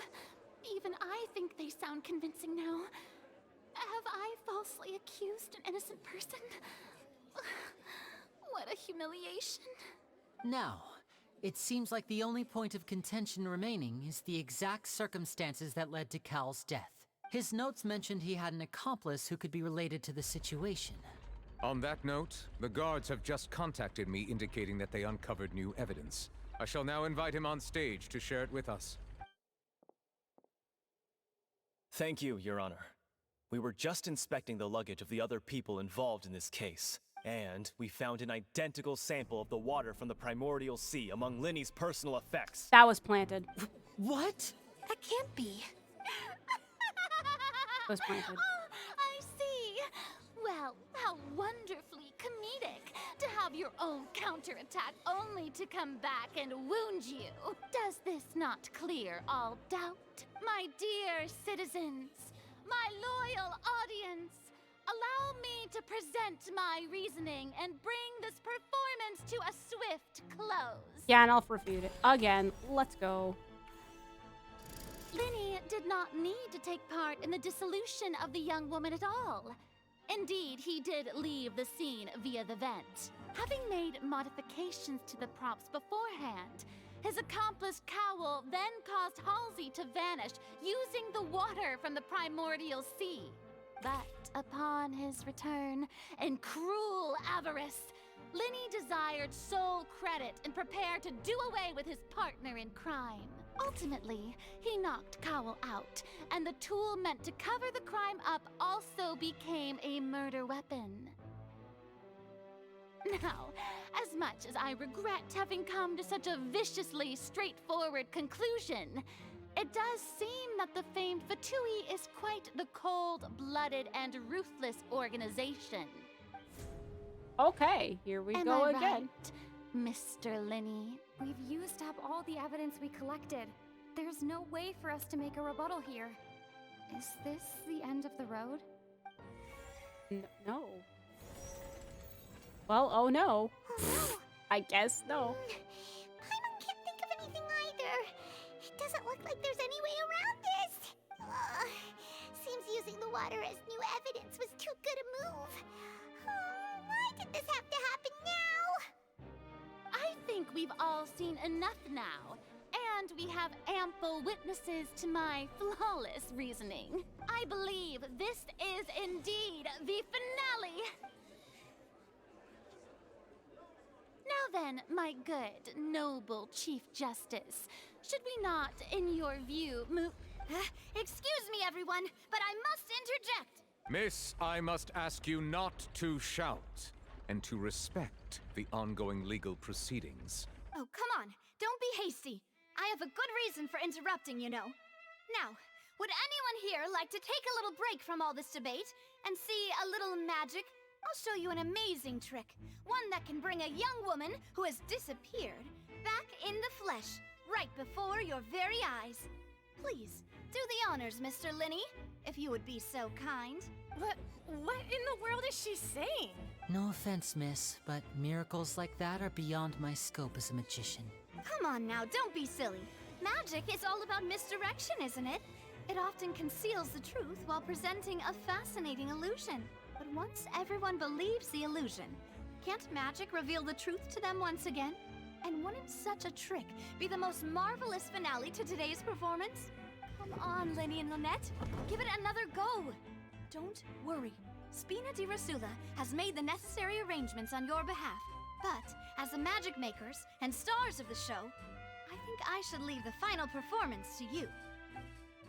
I understand. She got her. She got her, guys. And voila.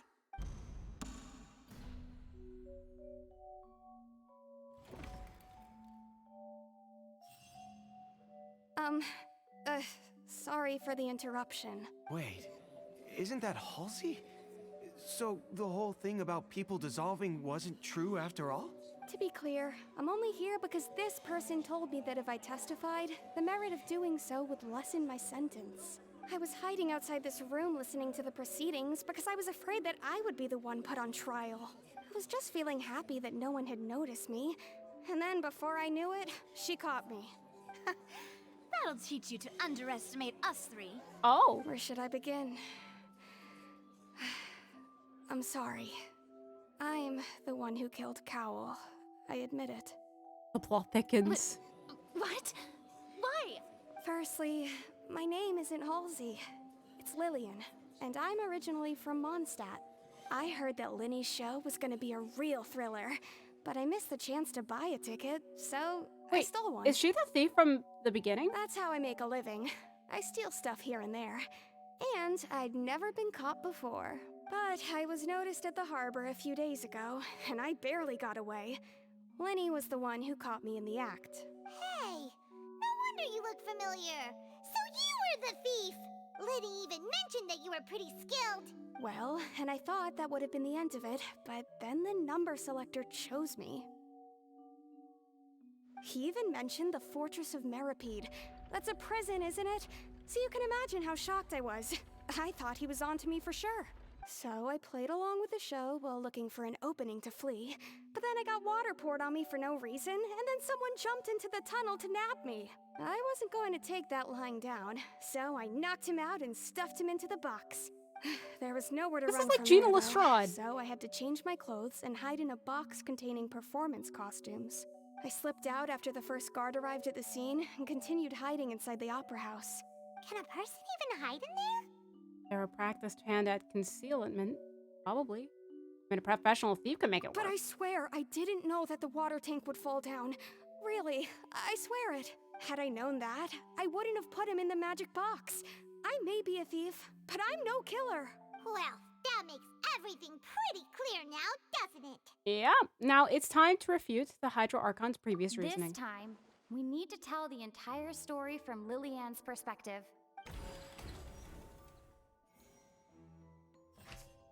All right, so entered afterwards, ventilation, and not participate. Yeah, that's true. I guess she didn't dissolve?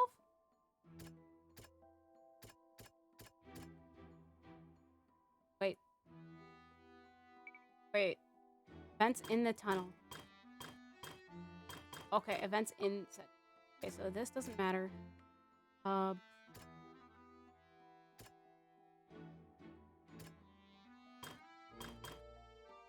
Koa planned to use... Wait. Hold up. Okay, there's no fight. No fight.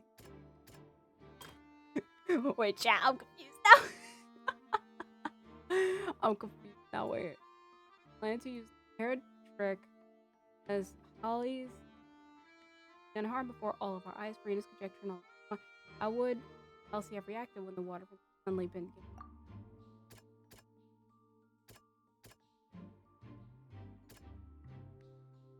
Oh, she got out. The strange sound wasn't from a fight. It was Lillian's attempt to break out when she was frightened. So then, because of that, maybe then she didn't disappear. She attacked. I'm gonna. The flower vase was not broken to cover anything up, but was smashed during the struggle between Lillian and Cowell. Okay, so no disappearing was involved. Okay, then he knocked Cowell out. No, she knocked her. But it was smashed during the struggle between and Cowell.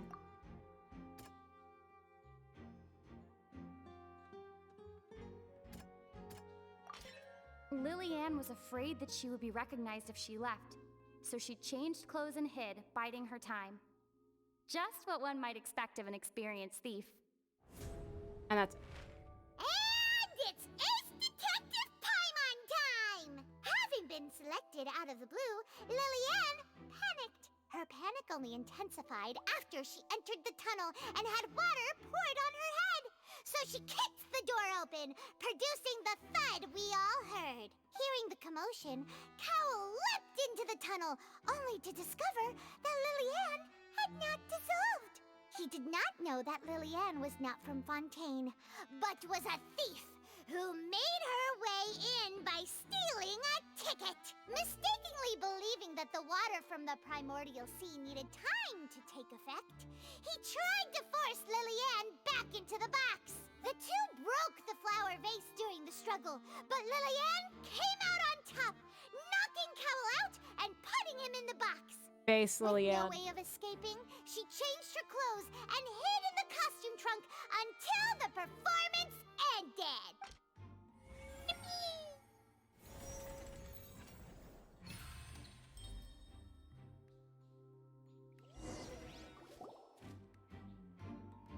She knew that she would have to go through guard inspection if she tried to leave afterward.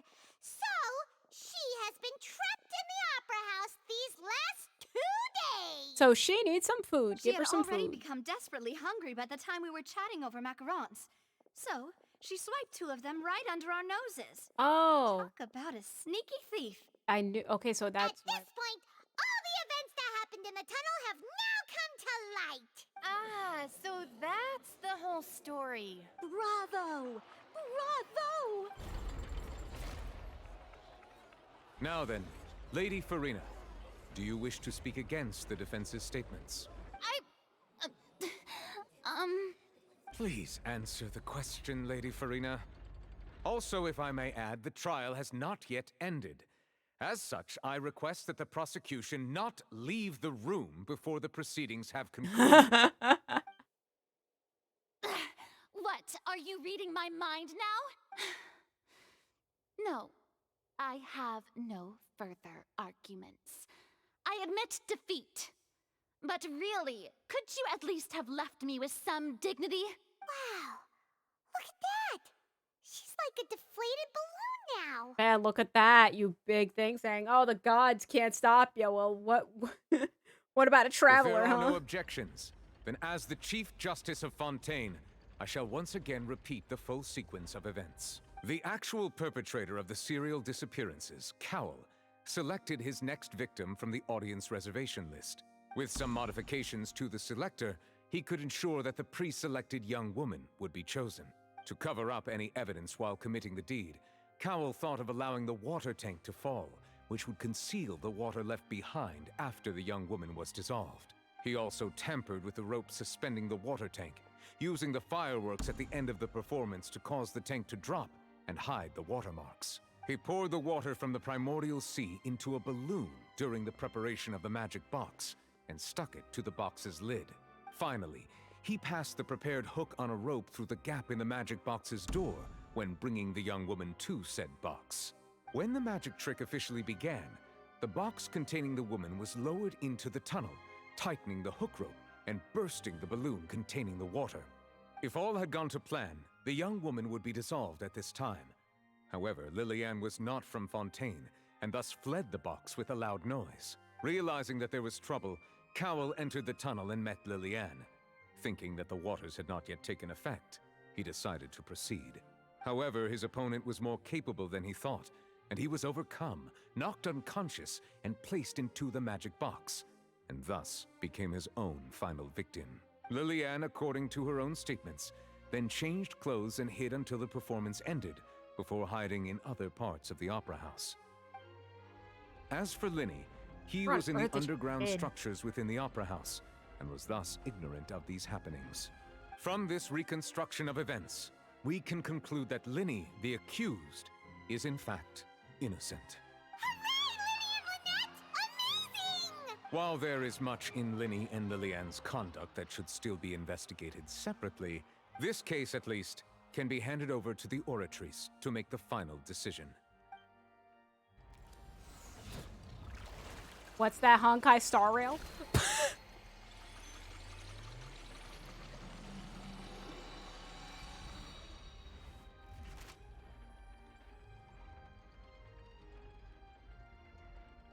As such, Linny and Lynette are officially declared not guilty.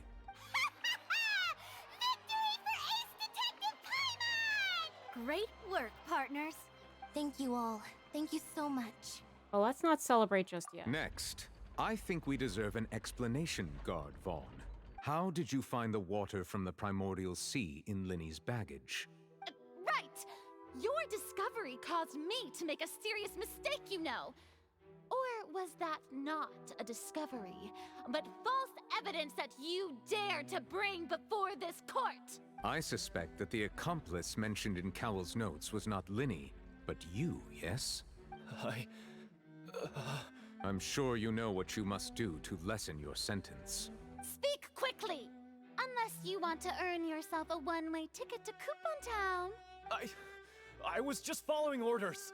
We were supposed to place blame for the serial disappearances onto Linny, and thus cause suspicion to fall on the Fatui.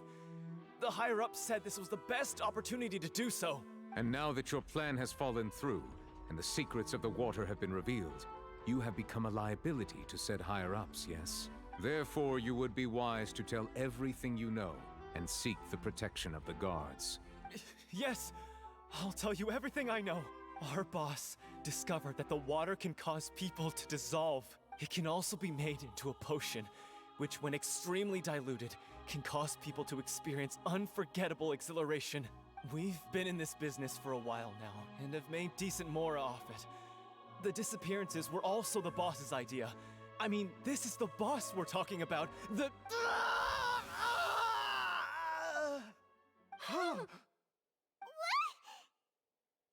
Turn into water. And now he can no longer talk. Such ruthlessness. I shouldn't have expected any less of them. An outrageous act. All present, please submit to inspection immediately. Oh, one of those mechanics.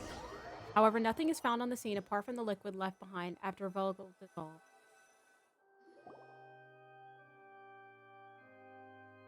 So, we're just going back now? Problem seems to have been solved for now. We're not needed here anymore. That's true, but... Traveler, Paimon! Please wait. Lenny... I know you may not want to speak to me right now. Maybe you don't even want to look at me. But still, let me thank you again for defending me to the end. Even after you learned that I'm a member of the Fatui. I just didn't wish to see anyone be falsely. I guess. But regardless, I'd like the opportunity to set things straight. I didn't approach you with any ulterior motives or ill intent. I've spoken to you as myself, just plain Linny this entire time. As for why I'm a Fatus, it's because the goals of the House of the Hearth align with those of an orphan like me. That's all. That was how Father, who you might know as the Knave, approached recruiting us back then too. Who you might know as the Knave. Ooh. Knave? The one who controls the House of the Hearth? She's your father? That's right. And since we're here... No, wait, that's not the I was word. wondering, would you mind hearing a story? It's about my past. Wait, was it? I wonder if the name... I forgot what the code names are. If it was King or Knave. But, like, basically the leader of the... Back when our parents first died, Lynette and I were left wandering the streets. To survive, I took to surreptitiously observing an older street performer who did magic.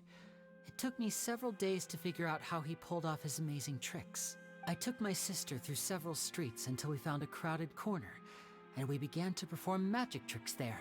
To my surprise, we proved to be pretty popular, and we could at least stop worrying about where our next meal would come from for a time. But I didn't want my sister to remain a street rat together with me forever. Before long, an aristocrat came to me and claimed that he wished to take us in after watching my performances. So you went from orphans to nobility just like that? That was how we felt at first too. As if fate was on our side and we could say goodbye to those painful days. But I gradually discovered that while we were called foster children, he was really after my talent for magic tricks. He would constantly take me to all sorts of banquets to garner attention, which he would then use to expand his social circles. That doesn't seem too bad either. Better than roaming the streets at any rate. It took a while for me to realize just how dark his heart really was. After one particular performance at a banquet, I discovered that Lynette was not on the same return vehicle as me. I waited a long time after we returned home, but she did not come back. I went to that noble's bedroom and asked him about her whereabouts. The answer he gave me was, she caught the eye of the most eminent person at the banquet, so I sent her over as a gift. I mean, you'll be able to perform your magic regardless of who your assistant is, yes? Wait. Oh no. So he was gonna... But wouldn't Fontaine's laws deal with such people? As far as outsiders are concerned, this is a relationship akin to adoption or foster care, and they have their ways of escaping the eye of the law. What happened after that? I managed to ferret out the location of the mansion of that so-called eminent person and hurried through the night. But by the time I leaped over the walls, avoided the guards, and made my way in, all I saw was the moonlit ground covered in blood, and the knave standing there in the darkness. So, she'd already taken care of that guy. That's right. She had rescued my sister before she could come to any harm, and had even discovered several girls hidden in a basement, all of them orphans. Father, I mean, the knave, might have seen something in me, and so she made me an offer. The House of the Hearth welcomes you, for your interests align with ours. Here, none will ever betray you. Indeed, betrayal shall never be permitted here. I was hesitant to trust her. I mean, I had just been betrayed by nobles. But she was also quick to destroy the noble who had taken us in at first, giving us back our freedom. Oh, so that's how the two of you joined the House of the Hearth. The knave is after the Gnosis. She has her own plans. She has gained permission from the Tsaritsa to first use the Gnosis' power once she obtains it. She plans to use it to find a way to break the prophecy and save Fontaine. So, she believes in that prophecy too? That's right. The whole House of the Hearth is currently working to combat that crisis. So the next Fatui we're gonna meet Today's case has also proven that people from Fontaine can indeed dissolve into some sort of water, thus further supporting the prophecy. All of us house members here, Lady Arlecchino herself included, are from Fontaine. We won't give up on defending our homeland. Bless our... To us Wait. orphans, the only connection we have left to this world, apart from our family, is our homeland.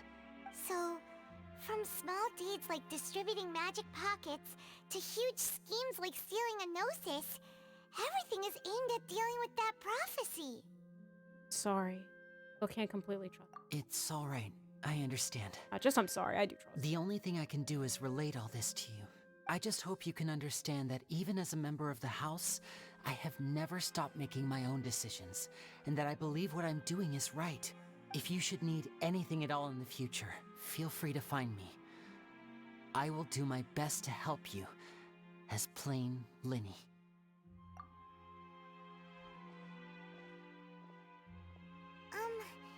Bye, Linny!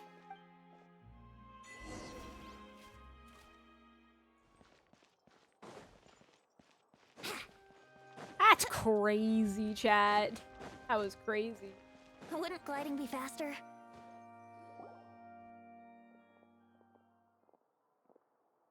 Hey there.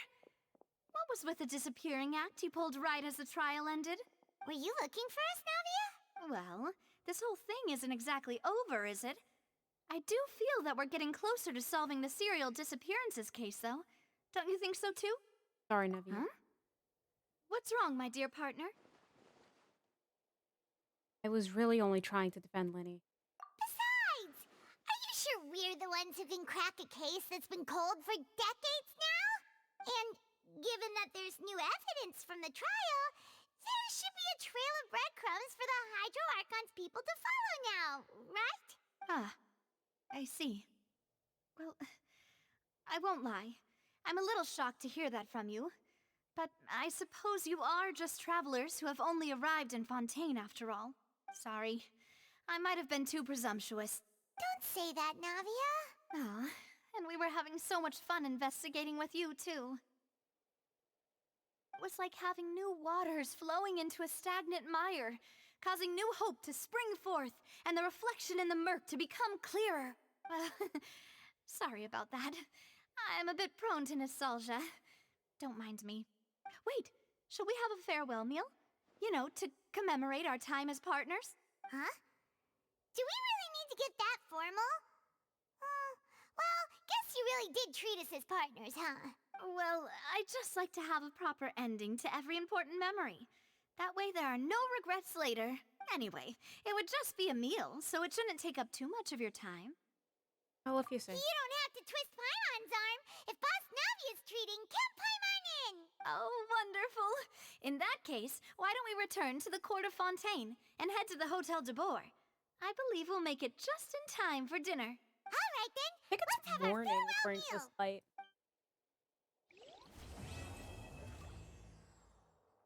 Wait, this was Act 1. Offer the hydro sigils you obtain from the... This was Act...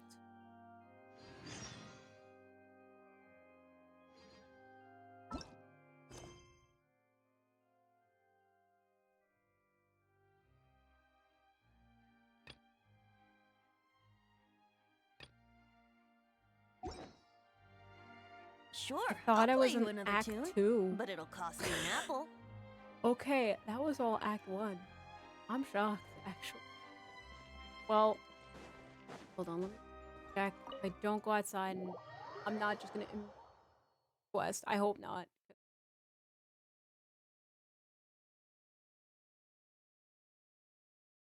I just want the Udex. Okay, so that was an eye. Okay, that is all the way over there. Okay, great. I'm not gonna go there. Okay. So hopefully I don't make it. So, thank you everybody so much for watching. Even if it may seem that chat was just quiet. Oh, someone subscribed on YouTube. I don't know if that shows the notification, but thank you for subscribing. I really appreciate it. But yeah, I believe that this is time to close it. Next stream might be tomorrow at 7 p.m. EST, maybe. But there might be a chance that it might not be. So yeah, in case there is, it'll be at 7 p.m. EST where we can base tourney. If not, it's probably going to be Friday. Same time and same game. And I think if you want more Genshin, I'll definitely do, I think, more next week. I don't know if I'll do it in the afternoon or 7 p.m. again, but we'll see. We'll see when the time is. So, thank you again so much, everyone, for watching, and until the next video, blah, blah, blah, blah. Yeah, blah, blah, blah. Bye. See you in the next video stream. Bye, guys.